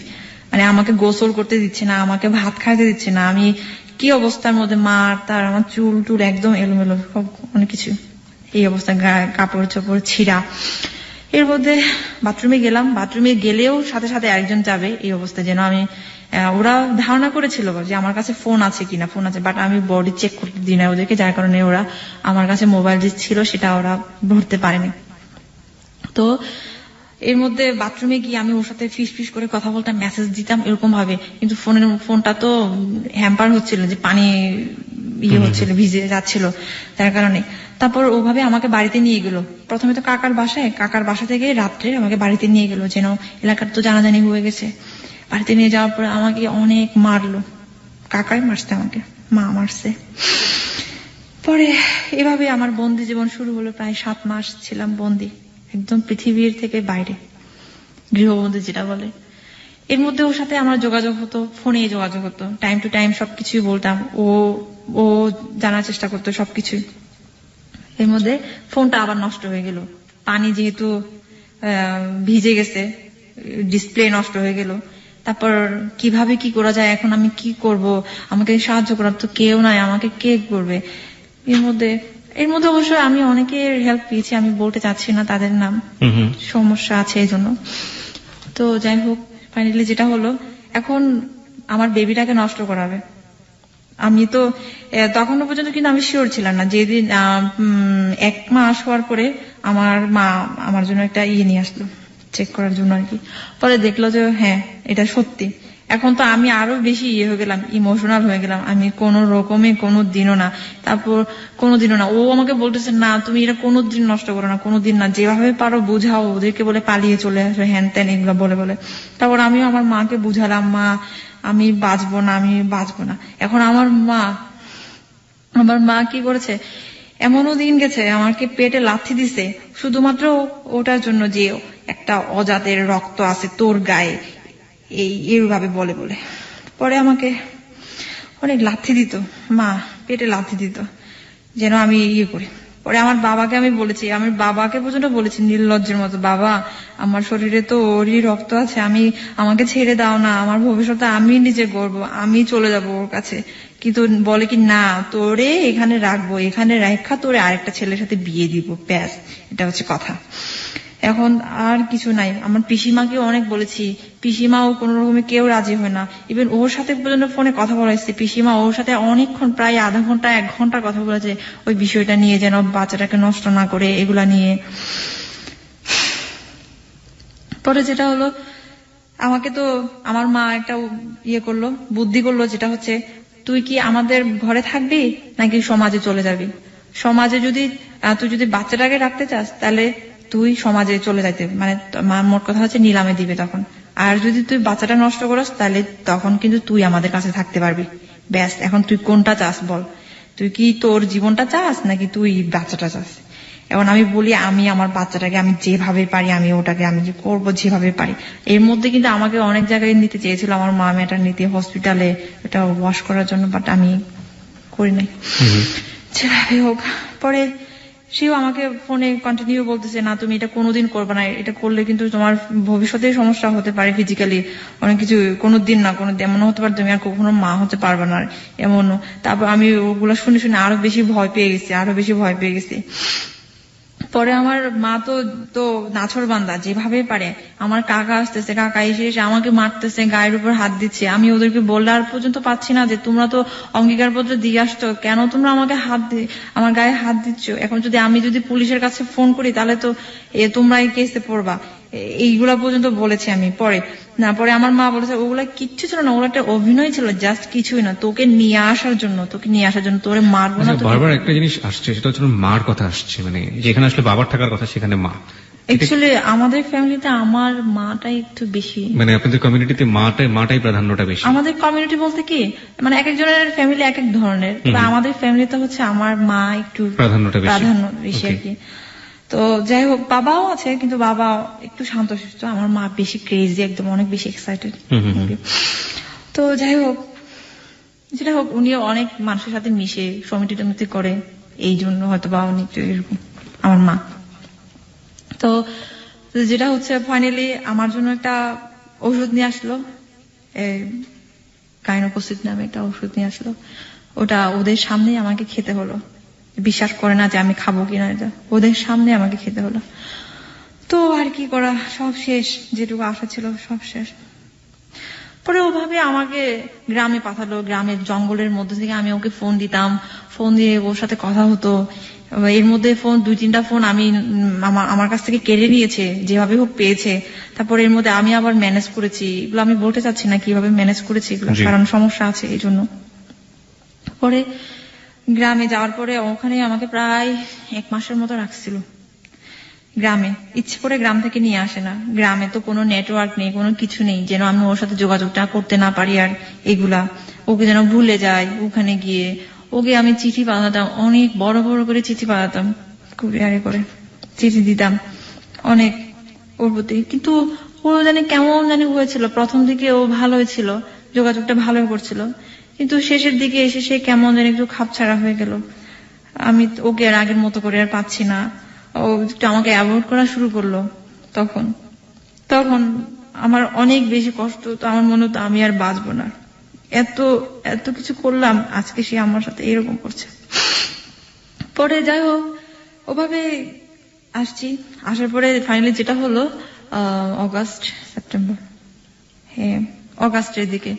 অগাস্টে আমি ওর সাথে কথা বলতেছিলাম দুপুরের দিকে। তো আমার ছোট ভাইটা এসে আমাকে দেখলো যে আমি কথা বলতেছি, পিছন থেকে আমাকে এত বড় একটা লাকড়ি আছে, ওই যে চুলা জ্বালায়। আপনার ছোট ভাইয়ের বয়সের ডিফারেন্স কত আপনার সাথে? 10 years। আপনার চেয়ে 10 বছরের ছোট। তো আমাকে পিছন থেকে এমন জোরে মারলো, আমি একদম পড়ে গেলাম, কিন্তু আমি মোবাইলটা হাত ছাড়া করে নাই। ও শুনছে কিন্তু আমার কিছু হয়েছে, মানে আমার হাজবেন্ডও শুনেছে, এর মধ্যে তো আমাকে মারলো, আমি মোবাইলটা কিছুতেই হাতছাড়া করে নাই। কি করছে, মোবাইলটা আমি আমার জানলা থেকে আমি পুকুরে ফেলাই দিচ্ছি। পুকুর একটা ছিল পাশে, পানি, ওখানে ফেলে দিচ্ছি, তারপরে যেন না দেখে। ওই জন্য আমাকে অনেক মারছে, আমার ভাই এত মারছে। পরে আমি কি করলাম, আমার জীবনটা আর রেখে কি করব। আমি ওই দিন আমাদের বিষ ছিল, ইঁদুর মারার বিষ ছিল, ওই ইঁদুর মারার বিষ খেয়েছি যে মরে যাব আজকে। ইঁদুর মারার বিষ খাওয়ার পরে আমি বমি করছি, সাথে সাথে আবার সেন্সলেস হয়ে পড়ছি। সেন্সলেস হওয়ার পরে আমি আর জানি না কি হয়েছে। পরে যখন সেন্স ফিরে আসলো তখন দেখলাম আমি হসপিটালে, আমাকে ওয়াশ করাচ্ছে। এত কষ্ট হচ্ছিল যখন আমাকে ওয়াশ করাচ্ছিল। তো ওয়াশ করানো হলো, ওখানে হসপিটালে 2 দিন ছিলাম। 2 দিন রাখলো আমাকে। অনেক মানুষ অনেক কথা বলছে, নিন্দা করছে, এটা তো স্বাভাবিক। যারা নিন্দা করছে তারা তো সবাই আপনার গোত্রের মানুষ। আমাদেরই গোত্রের মানুষ। একজন মানুষও কি আপনার পাশে দাঁড়ায়? আমার না, আপনাদেরই গোত্রের কেউ না, নট এ সিঙ্গেল পার্সন। শুধু একজন ছিল, উনি আবার ঢাকার টেক্সটাইল ইউনিভার্সিটির প্রফেসর। উনি বলছিল যে ওকে ছেড়ে দিন না, ওর জন্য তো খারাপ লাগতেছে আমার, বেচারি ও তো মরেই যাবে, ওকে ছেড়ে দিন, যাকে ভালোবাসে তার। উনি বলছিল শুধুমাত্র। এই কথা শোনার পরে আমার কাকা বলে কোনো দিনও না, ওকে মেরে ফেলা হবে, তারপর মরে যাক, তারপর ও ছেলের কাছে যাবে না। তারপর আমার মা বলে ওরকম একটা ছেলের সাথে আমার মেয়েকে দিব কোনো দিনও না, যে ছেলে কিনা এইগুলা করে রাস্তার ফকিরের মতো করে ফেরিওয়ালা করে করে বেড়ায়, তার সাথে দেখতে কেমন, হ্যান ত্যান কত কিছু বলতো, আমাকে বলতো। আমার এগুলো শুনে আমার অনেক কষ্ট হতো, আমি অনেক কান্না করতাম, প্রতিবাদও করতে পারতাম না। শুধু বলতাম যে আমি ওকে অনেক ভালোবাসি, তোমরা যতই যাই বলো না কেন, কোনো দিনও না। এর মধ্যে ওকে আবার কেস করতে চেয়েছিল ওখান থেকেই। তা আমি বলেছি, আমাকে অনেকবার কনভিন্স করানো হয়েছিল, আমি বলছি কোনো দিনও না, আমাকে মেরে ফেলো, তারপরে তোমরা ওকে কেস করতে পারবে না। শুধুমাত্র আমার কারণে কেস করতে পারে নাই, নাহলে কিন্তু কেস হয়ে যেত ব্যাপারটা।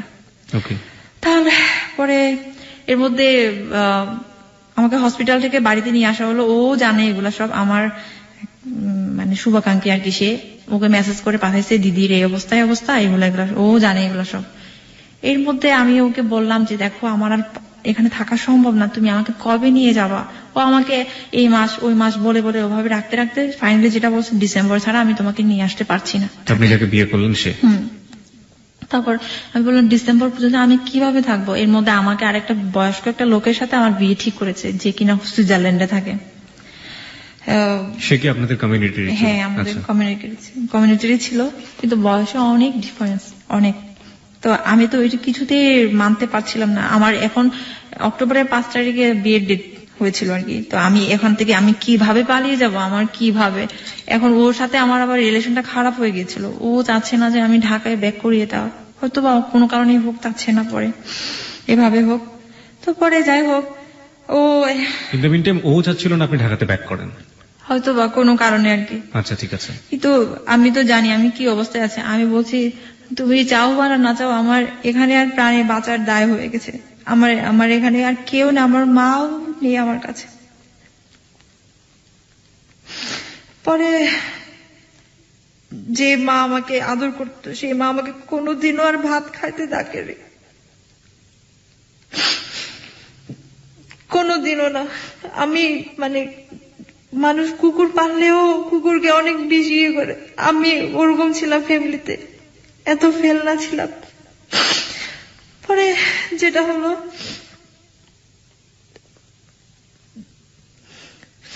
ফাইনালি আমার একটা ফ্রেন্ডের মাধ্যমে, ঢাকারই ওই ফ্রেন্ডের মাধ্যমে আমি সবকিছু যোগাযোগ করলাম যে কিভাবে কি করব। এমন আমার হাজবেন্ড এটা বলেছে যে তুমি যদি ঢাকায় আসো তাহলে আমি কিন্তু তোমার মাকে বলে দিব যে তোমার কাছে মোবাইল আছে, এটা আমি বলে দিব। আমি এটা শোনার পর তো আমি একদম বেশি হয়ে গেছিলাম যে কিভাবে সে এই কথাটা বলতে পারলো। কিন্তু আমি জানি ওখানে আমার পক্ষে আর থাকা সম্ভব হচ্ছে না, সম্ভবই না। ওখানে থাকা মানে হচ্ছে মৃত্যু, আর কিছুই না। পরে আমি আসলাম, যেভাবে হোক একটা দিন আসলো। আমি সময় খুঁজতেছিলাম, সুযোগ খুঁজতেছিলাম, আমি কিভাবে আসবো। এর মধ্যে আমার বাবা মা যদি অফিসে চলে যায়, আমি এই সুযোগগুলো খুঁজতেছিলাম। আমি ওরকম ভাবে একটা দিন আসলো, সময় আসলো যে অনেক কিছুই আছে, অনেক কিছুই। পরে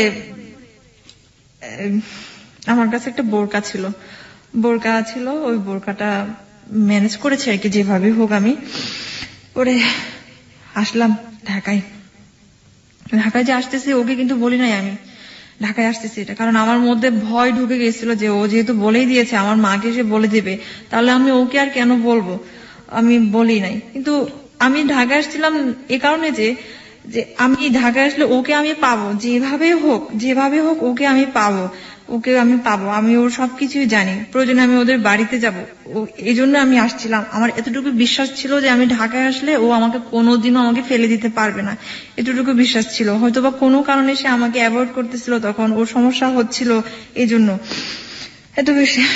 পরে ঢাকায় আসলাম, ঢাকায় আসার পরে একটা ফ্রেন্ডের বাসায় উঠলাম, ফ্রেন্ডের বাসায় কয়েকদিন থেকে ওকে আমি জানালাম যে আমি ঢাকায় আসছি, এইগুলা, তুমি আমার সাথে দেখা করো। This track was downloaded from FusionBD.com. তো ও আমার সাথে দেখা করতে গেল, যে আমি যে জায়গায় ছিলাম। দেখা করার পরে ওদিন প্রথম দেখা, অনেক কান্নাকাটি করলাম। ও আমাকে বললো, জান তুমি চলে যাও বাসায়, তুমি বাসায় চলে যাও।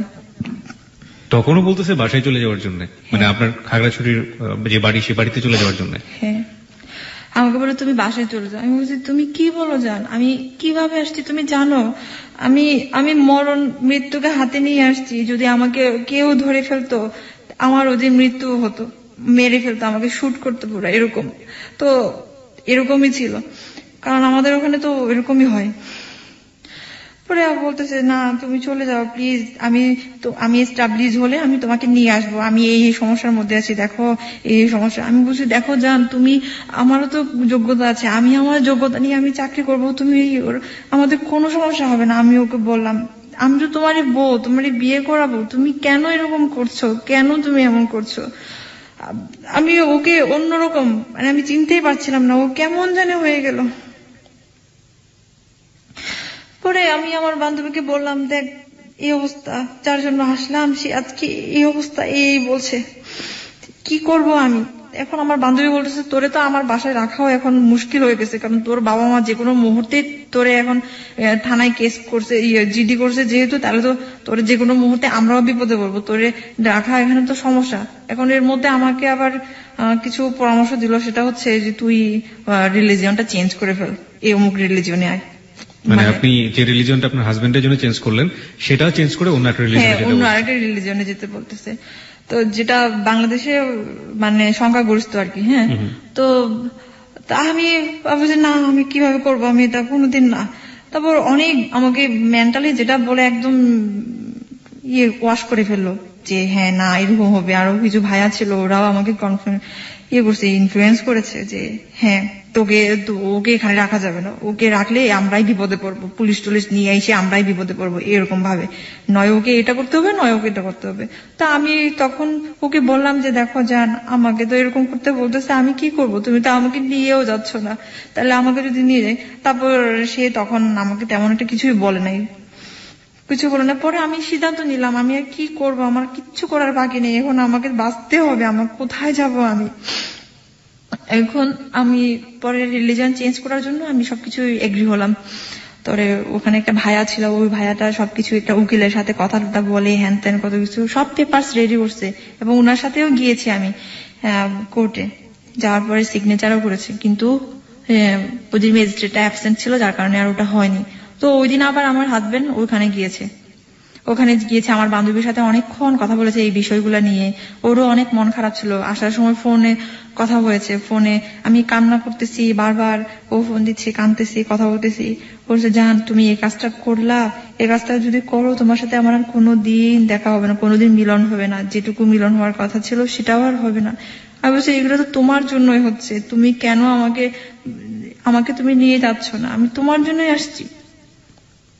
পরে বলতেছে তুমি এটা করো না, আমি তোমাকে নিয়ে যাব, যেভাবে আমি তোমাকে নিয়ে যাব।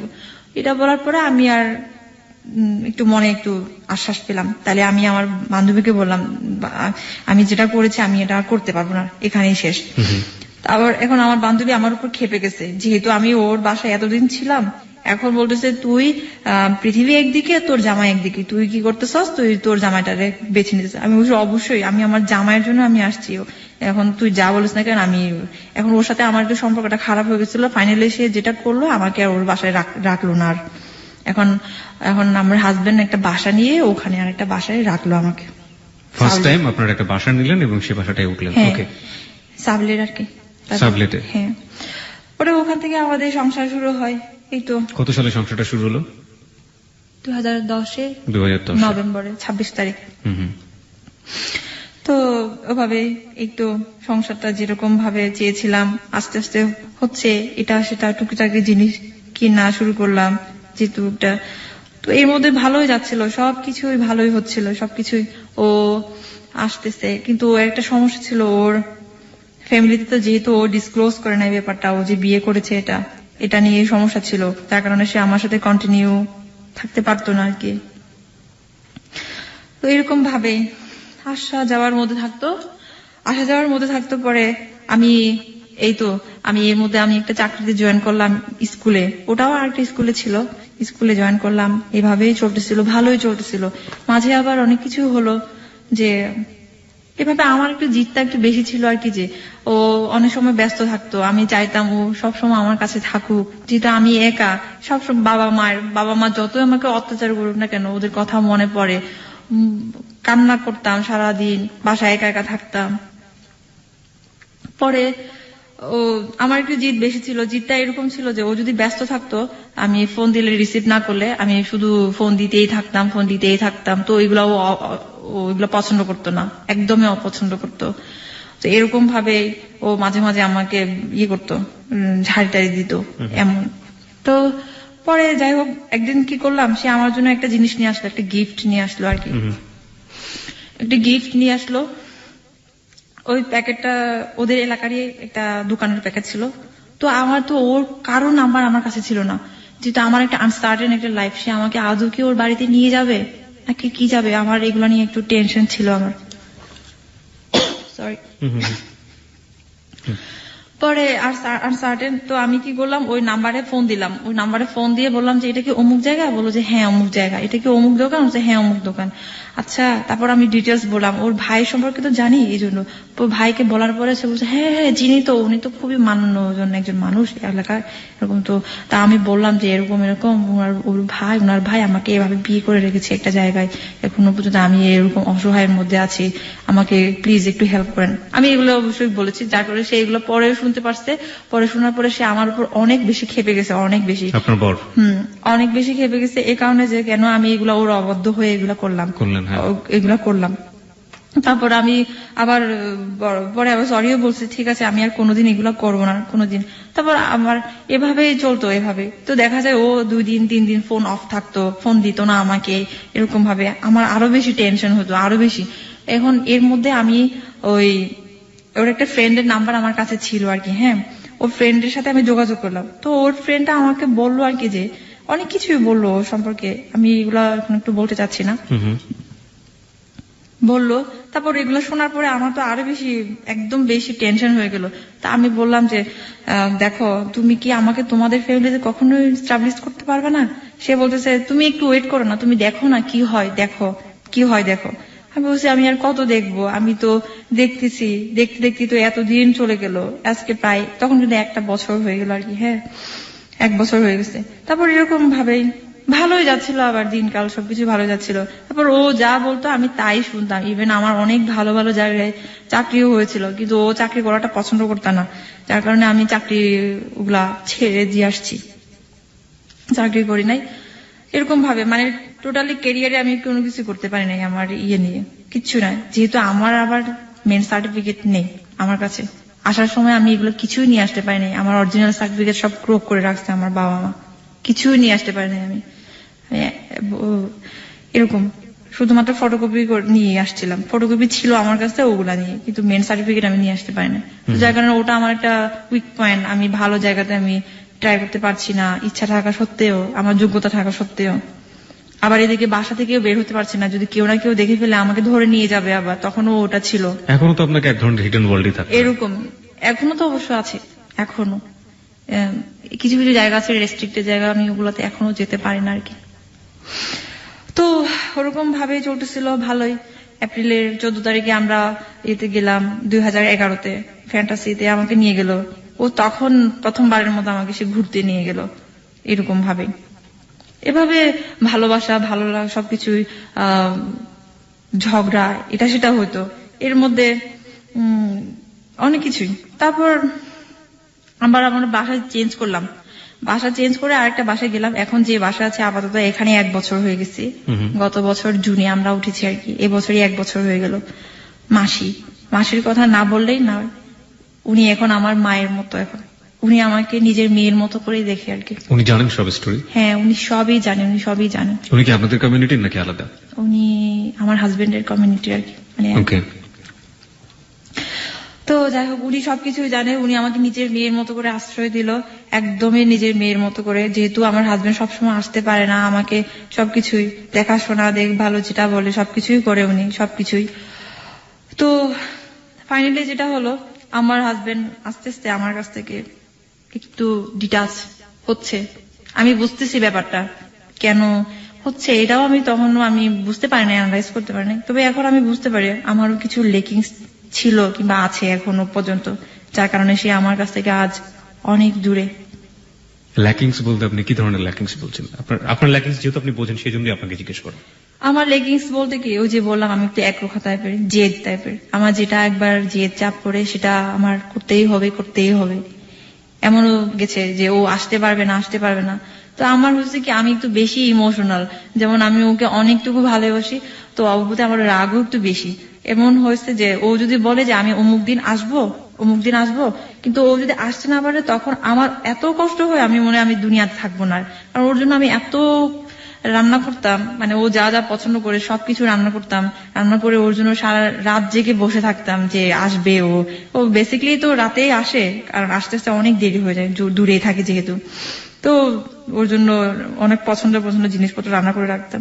তো এইগুলা নিয়ে ওর সাথে মানে রাগ হতো, কেন তুমি আসবে না, তোমাকে আসতেই হবে, এইভাবে আসতেই হবে, তুমি আমাকে বোঝো না, এগুলা বলে ও এগুলা একটু পছন্দ করে না। মানে আমি যে জোর করব সে পছন্দ করে না, মানে সে জোর জিনিসটা মোটেই পছন্দ করে না। সে চায় হচ্ছে আমি কুল থাকবো, সে যা বলবে আমি তাই শুনবো, এটাই হচ্ছে কথা তার। তো আমি তো এতদিনই ওটাই করছিলাম, কিন্তু এখন বাধ্য হচ্ছি জোর করতে। তো যাই হোক, প্রথম দিকে আবার এর মধ্যে আবার গেল কোথাও সিলেটে গেছে, সিলেট গেছে, কিন্তু আমাকে কোনো কিছু বলে যায়নি। মোবাইল বন্ধ, কিভাবে কি করবো আমি ওর সাথে যোগাযোগ করবো, মরে গেছে নাকি বেঁচে আছে।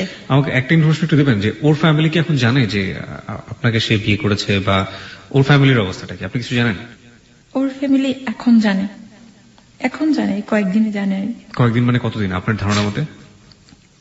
4-5 days ago।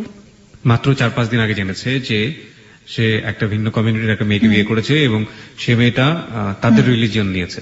ওকে, তো আপনি কি জানেন যে 4-5 দিন জানার পরে ওকে মানে মেনে নিয়েছে, বা ওদের প্রতিক্রিয়াটা আসলে কি? অ্যাকচুয়ালি ওর সাথে আমার তো ডিটাচ হয়ে গেছে, যার কারণে সে তো আমাকে এত কিছু বলে না আর এখন। ডিটাচড মানে আপনি কি ধরনের ডিটাচ? ডিটাচ বলতে কি, মেন্টালি ডিটাচ বলেন। তারপর ও আসে না, প্রায় আজকে 4 মাস হয়ে গেল আমার কাছে। 4 মাস যাবত আসেন আপনার কাছে? হ্যাঁ। কোথায় থাকে আপনি জানেন? কোথায় থাকে সেটাও জানি না, ঢাকায় থাকে এটা জানি, কিন্তু কোথায় থাকে আমাকে কোনো কিছুই বলে না। ফোনেও কথা বলে না, মানে খুব কম কথা বলে, খুব কম। অনেক ব্যস্ত থাকে, শুধু ব্যস্ততা দেখায়। তো এই তো এখন ওর ফ্যামিলি জানার পরও জানি না ওর ফ্যামিলির মধ্যে কি ধরনের প্রতিক্রিয়া হচ্ছে এখনো, কারণ সে তো আমাকে সবকিছু শেয়ার করে না, সবকিছু তো বলেও না। আমি যদি জিজ্ঞেস করি তখন বলে যে এগুলো তো শুনে লাভ কি, তোমার শুনে লাভ কি, এগুলা যা ক্ষতি করেছো তুমি, আর কি ক্ষতি করবা, এটা বলে। কিন্তু আমি একটা জিনিস বুঝাতে পারলাম না যে আমি যা করেছি সব ওকে পাওয়ার জন্যই করেছি, ভালোবাসা, আর কিছুই না। ওকে, আপনার স্টোরিটার আমরা আসলে যে জায়গাটায় দাঁড়াই আছি, আমার মানে মনে প্রাণে বিশ্বাস যে আপনার হাজবেন্ড আজকে আপনার গল্পটা শুনেছেন, এবং সম্পূর্ণটুকুই শুনেছে। আমাদের বিশ্বাস এটা যে উনি শুনেছেন, এবং আমরা এটাও বিশ্বাস করি যে যেহেতু আপনি তাকে অনেক অনেক বেশি ভালোবাসেন, এবং সেও আপনাকে অনেক অনেক বেশি ভালোবাসে, সুতরাং আমাদের বিশ্বাস যে সে আমাদের সাথে আজকে এই পর্যায়ে একটা সংবাদ রয়েছে, আমরা জানি এবিসি সংবাদ, এবং সংবাদের পর আমরা চেষ্টা করব, আমাদের বিশ্বাস যে সে আমাদের সাথে যোগ দেবে ফোনে, এবং দেখা যাক শেষ পর্যন্ত সে আমাদের সাথে ফোনে যোগ দেয় কিনা। কারণ আমাদের বিশ্বাস সে আমাদের স্টোরিটা শুনেছে, এবং সেল নাম্বারও আমাদের কাছে আছে, এবং আমরা ওনার হাজবেন্ডের সাথে যোগাযোগ করার চেষ্টা করব। রিনি, আপনার জন্য একটা ঠিক খারাপ খবর জানি না, ভালো খবর বলবো, সেটা হচ্ছে যে আপনার বরের সাথে তো স্টুডিওতে আসার আগেও আপনার কথা হয়েছে এবং একটু আগেও আমরা কথা বললাম, কিন্তু সে এখন আমরা ফোনটা বন্ধ পাচ্ছি। আপনার কিছু বলার আছে? উই বিলিভ, আমরা বিশ্বাস করি যে আপনি বললে সে নিশ্চয়ই রেডিওতে কিছু শুনছে। হ্যাঁ, আমার একটাই কথা বলার আছে, সেটা হচ্ছে আমি ওকে অনেক ভালোবাসি, অনেক ভালোবাসি। সবকিছু ছেড়ে তোমার জন্য চলে আসছি। আমার তো সবকিছুই করা শেষ, সবকিছুই করলাম, এখন একটাই বাকি আছে, মৃত্যু। এই মৃত্যুটাই যদি তোমাকে পাই তাহলে এটাই বরণ করবো আমি, কারণ এই পৃথিবীতে তুমি ছাড়া আমার আর কেউ নেই, কেউ নেই। তোমার জন্যই সবকিছুই করেছি, জাত কুল ধর্ম সব। ইভেন আমার বাবা মার জন্য এখনো খারাপ লাগে না যতটা তোমার জন্য খারাপ লাগে। তুমি আজকে 4 মাস হলো আমাকে রেখে চলে গেছো। জানি না কোথায় আছো, কি অবস্থায় আছো, কোনো কিছু বলো না।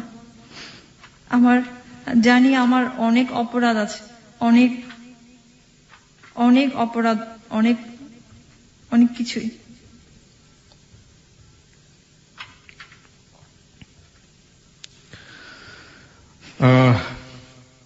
আমাদের অনুষ্ঠানের নিয়ম অনুযায়ী আমরা কখনো কোনো কিছু মন্তব্য করি না শেষে, এবং কাউকে কোনো ইন্সপায়ার করি না, কোনো অ্যাডভাইস দিই না, কোনো পরামর্শ দিই না। আমরা শুধু স্টোরি বলি, we are the story teller.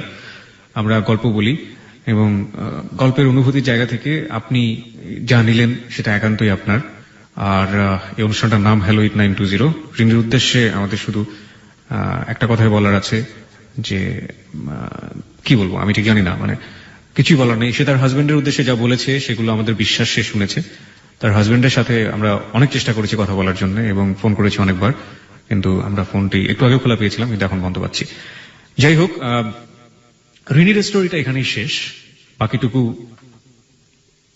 আপনার হাতে থাকলো। এবং আমরা হ্যালো 8920টা শেষ করতে চাই আরেকটু সময় নিয়ে।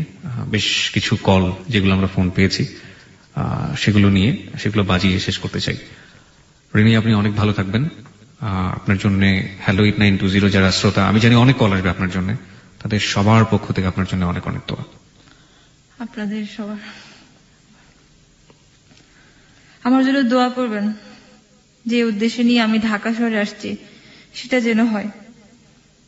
জানি না আমার ফিউচার কি আছে, সবকিছু আনসার্টেন, সবকিছুই।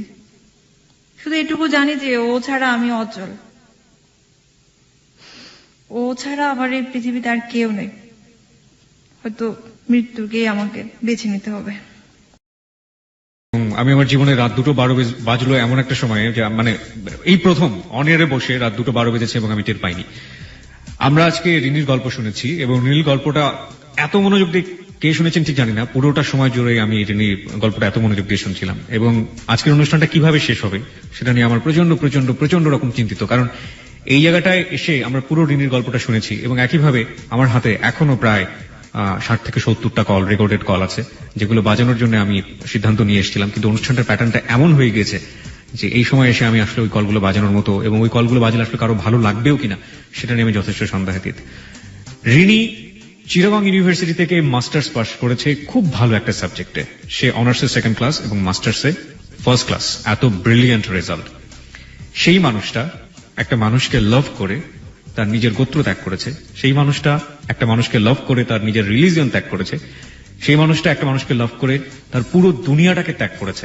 সেই মানুষের সাথে একটু আগে আমরা কথা বলার চেষ্টা করেছিলাম এবং সেই মানুষটা আমাদের কথা দিয়েছিল সে তার সাথে কথা বলবে। আমরা তার জন্য অপেক্ষা করেছি এবং আমরা শেষ পর্যন্ত তার ফোনটা বন্ধ পেয়েছি। আমরা রিনিকে, আমরা যারা হ্যালো 8920 বন্ধু আছি এবং আমরা যারা এবিসির বন্ধু আছি, তারা বিশ্বাস করি যে রিনি কখনোই এমন সিদ্ধান্ত নিতে পারে না। রিনি কখনো নিজের কাছে হেরে যেতে পারে না, রিনি কখনো নিজের জীবনের কাছে হেরে যেতে পারে না। সে একটা শিক্ষিত মানুষ, সে একটা শিক্ষিত মেয়ে এবং সে সবকিছু ত্যাগ করে একটা মানুষের কাছে জীবনে আশ্রয় চেয়েছে। তার মা, তার পরিবার, তার সমাজ, রিলিজিয়ন, ধর্ম সবকিছু ত্যাগ করে একটা মানুষের কাছে আশ্রয় চেয়েছে। সেই মানুষটা সবার কাছে হেরে যাবে এটা তো হতে পারে না। সেই মানুষটা নিজের ভালোবাসার মানুষের কাছে হেরে যাবে এবং ভালোবাসার মানুষের কাছে হেরে যাওয়ার পরে নিজের জীবনের কাছে হেরে যাবে, তা তো হতে পারে না। আমরা অন্তত এই জায়গাটায় দাঁড়িয়ে আছি যে সে যদি তার নিজের ভালোবাসার মানুষের কাছে হেরে যায় আমরা চাইবো না সে তার ভালোবাসার মানুষের কাছে হেরে যাক। সে যদিও তার ভালোবাসার মানুষের কাছে হেরে যায়, আমরা এক্সট্রিম চিন্তা করছি, তাহলে কি সে তার জীবনের কাছে হেরে যাবে? আমরা কোনোভাবেই এটা মেনে নিতে পারি না। আমরা আবার ফিরিয়ে নিয়ে এসেছি রিনিকে, এবং রিনির কাছ থেকে আমরা আজকে এই কথাটা আদায় করতে চাই। আমরা বিশ্বাস করি এখন এই মুহূর্তে এবিসি লাখ লাখ শ্রোতা শুনছে, এবং তাদের সবারই প্রাণের একটা দাবি যে রিনি একটু আগে যেটা বলেছিল যে সে হয় তার ভালোবাসার মানুষটিকে পাবে, অথবা সে তার জীবনের কাছে হেরে যাবে। আমরা এটা মেনে নিতে পারছি না রিনি। এবং আপনি এত পড়াশোনা করেছেন, এত শিক্ষিত একজন মানুষ, আপনি স্কুলের একটা টিচার, আপনি বাচ্চাদেরকে ইন্সপায়ার করেন সবসময়, আপনি বাচ্চাদের শেখান, এবং আপনি সবসময় বাচ্চাদেরকে বলেন মোটিভেশনাল কথাবার্তা। সেই মানুষটা কেন জীবনের কাছে হেরে যাবে রিনি? আমরা এবিসি শ্রোতা যারা আছি এই মুহূর্তে, আমরা বিশ্বাস করি আপনি নিজের পায়ে দাঁড়াবেন, আপনার সেই যোগ্যতা আছে, এবং দাঁড়িয়ে আপনি এটা প্রমাণ করবেন যে মানুষটির জন্য আপনি পুরো দুনিয়াটাকে সাইড করে দিলেন, পুরো দুনিয়াটাকে সাইড করে দিলেন, সেই মানুষটার কাছে আপনি হেরে যাননি।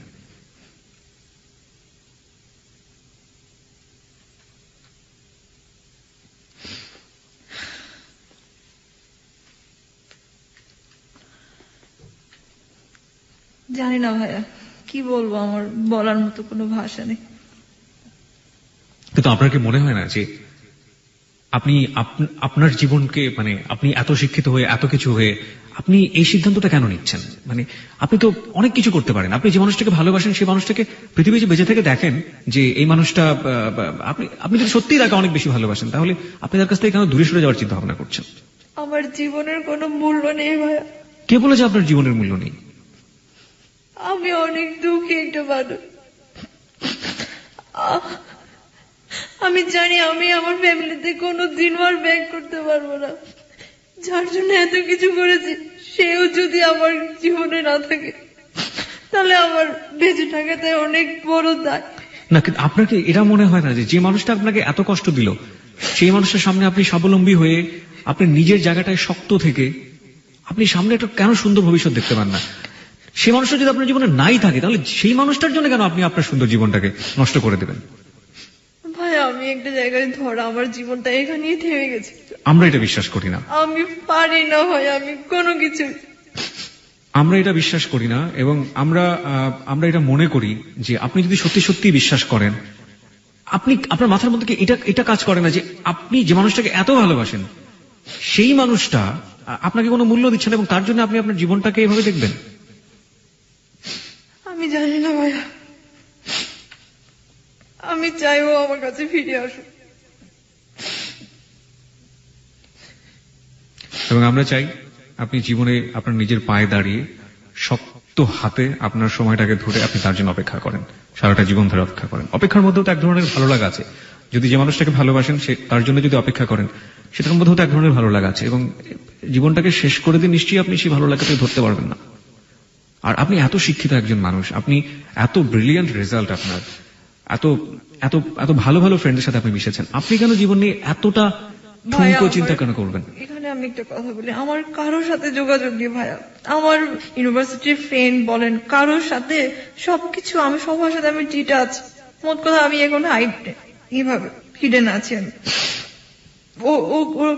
ওর কাছে আসার পর থেকে আমার কারোর সাথে আমার যোগাযোগ নেই। ইভেন আমি যে একটা কিছু করব সেটা পর্যন্ত আমার আর কোনো কিছুই মাথার মধ্যে আর ঢুকে না। এখন আমি যে স্কুলটাতে জব করি, ওটাতেও আমার সমস্যা হচ্ছে, কারণ মেন্টালি আমি অনেক বেশি সিক হয়ে গেছি। অনেক, কোনো কিছুতে কাজে মন বসাতে পারি না। বাসার মধ্যে সারাক্ষণ একা একা থাকি, যতক্ষণ থাকি ততক্ষণ ওইসব কথা মনে পড়ে, আগের দিনগুলোর কথা। কিভাবে আমি এইসব শাঁখা সিঁদুর আমি খুলবো আমি জানি না। ওর জন্যই তো সবকিছু।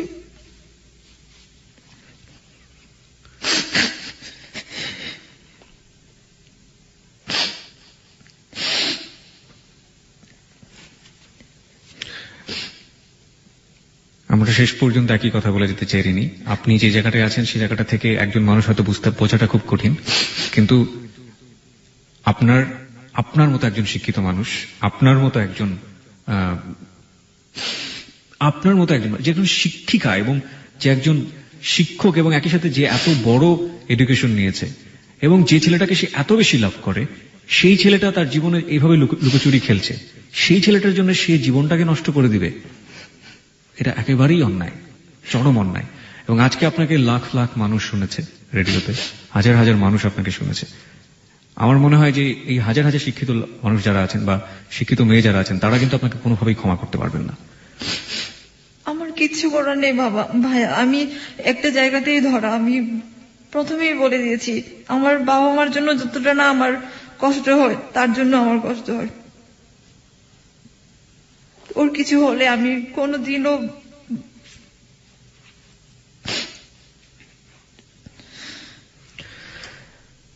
রিনি সবসময় আপনার সাথে যোগাযোগ থাকবে, আপনি অনেক ভালো থাকবেন। আমরা অনুষ্ঠানটা এখানেই শেষ করব এবং শেষ মুহূর্ত পর্যন্ত আপনাকে আমার মনে হয় লক্ষ লক্ষ হৃদয়, লক্ষ লক্ষ হার্ট একটা কথাই বলবে যে আপনি নিজের পায়ে দাঁড়ান, আপনি একজন স্বাবলম্বী মানুষ হন, আপনি একজন স্বনির্ভর মানুষ হন এবং আপনার যে পেশায় আপনি আছেন সেখানে আপনি অনেক ভালো করেন এবং আপনি আপনার নিজের জীবনের প্রতি কোনো অবিচার করেন না। এটা বলেই আমরা আজকে শেষ করতে চাই আজকের অনুষ্ঠান।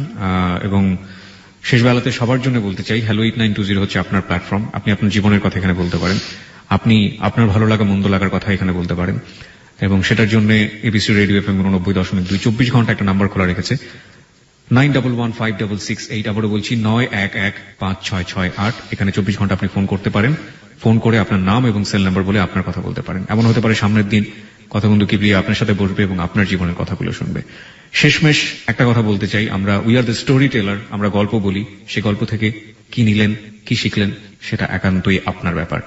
আজকে রিনিকে এই কথাটা বলে শেষ করে দিয়েছিলাম, কিন্তু তারপরেও ফিরে এসেছি এই কারণে যে বিবেক বলে যে কথাটা আছে সেই বিবেকের কাছে কিন্তু আমরা অনেকখানি বন্দী এবং আমাদের হাজারো লাখো বিবেক বলছে রিনি যেন কখনোই তার জীবনের প্রতি অবিচার না করে, রিনি যেন কখনোই তার জীবনের প্রতি অবিচার না করে। আপনারা অনেক ভালো থাকবেন এবং এবিসির সঙ্গেই থাকবেন।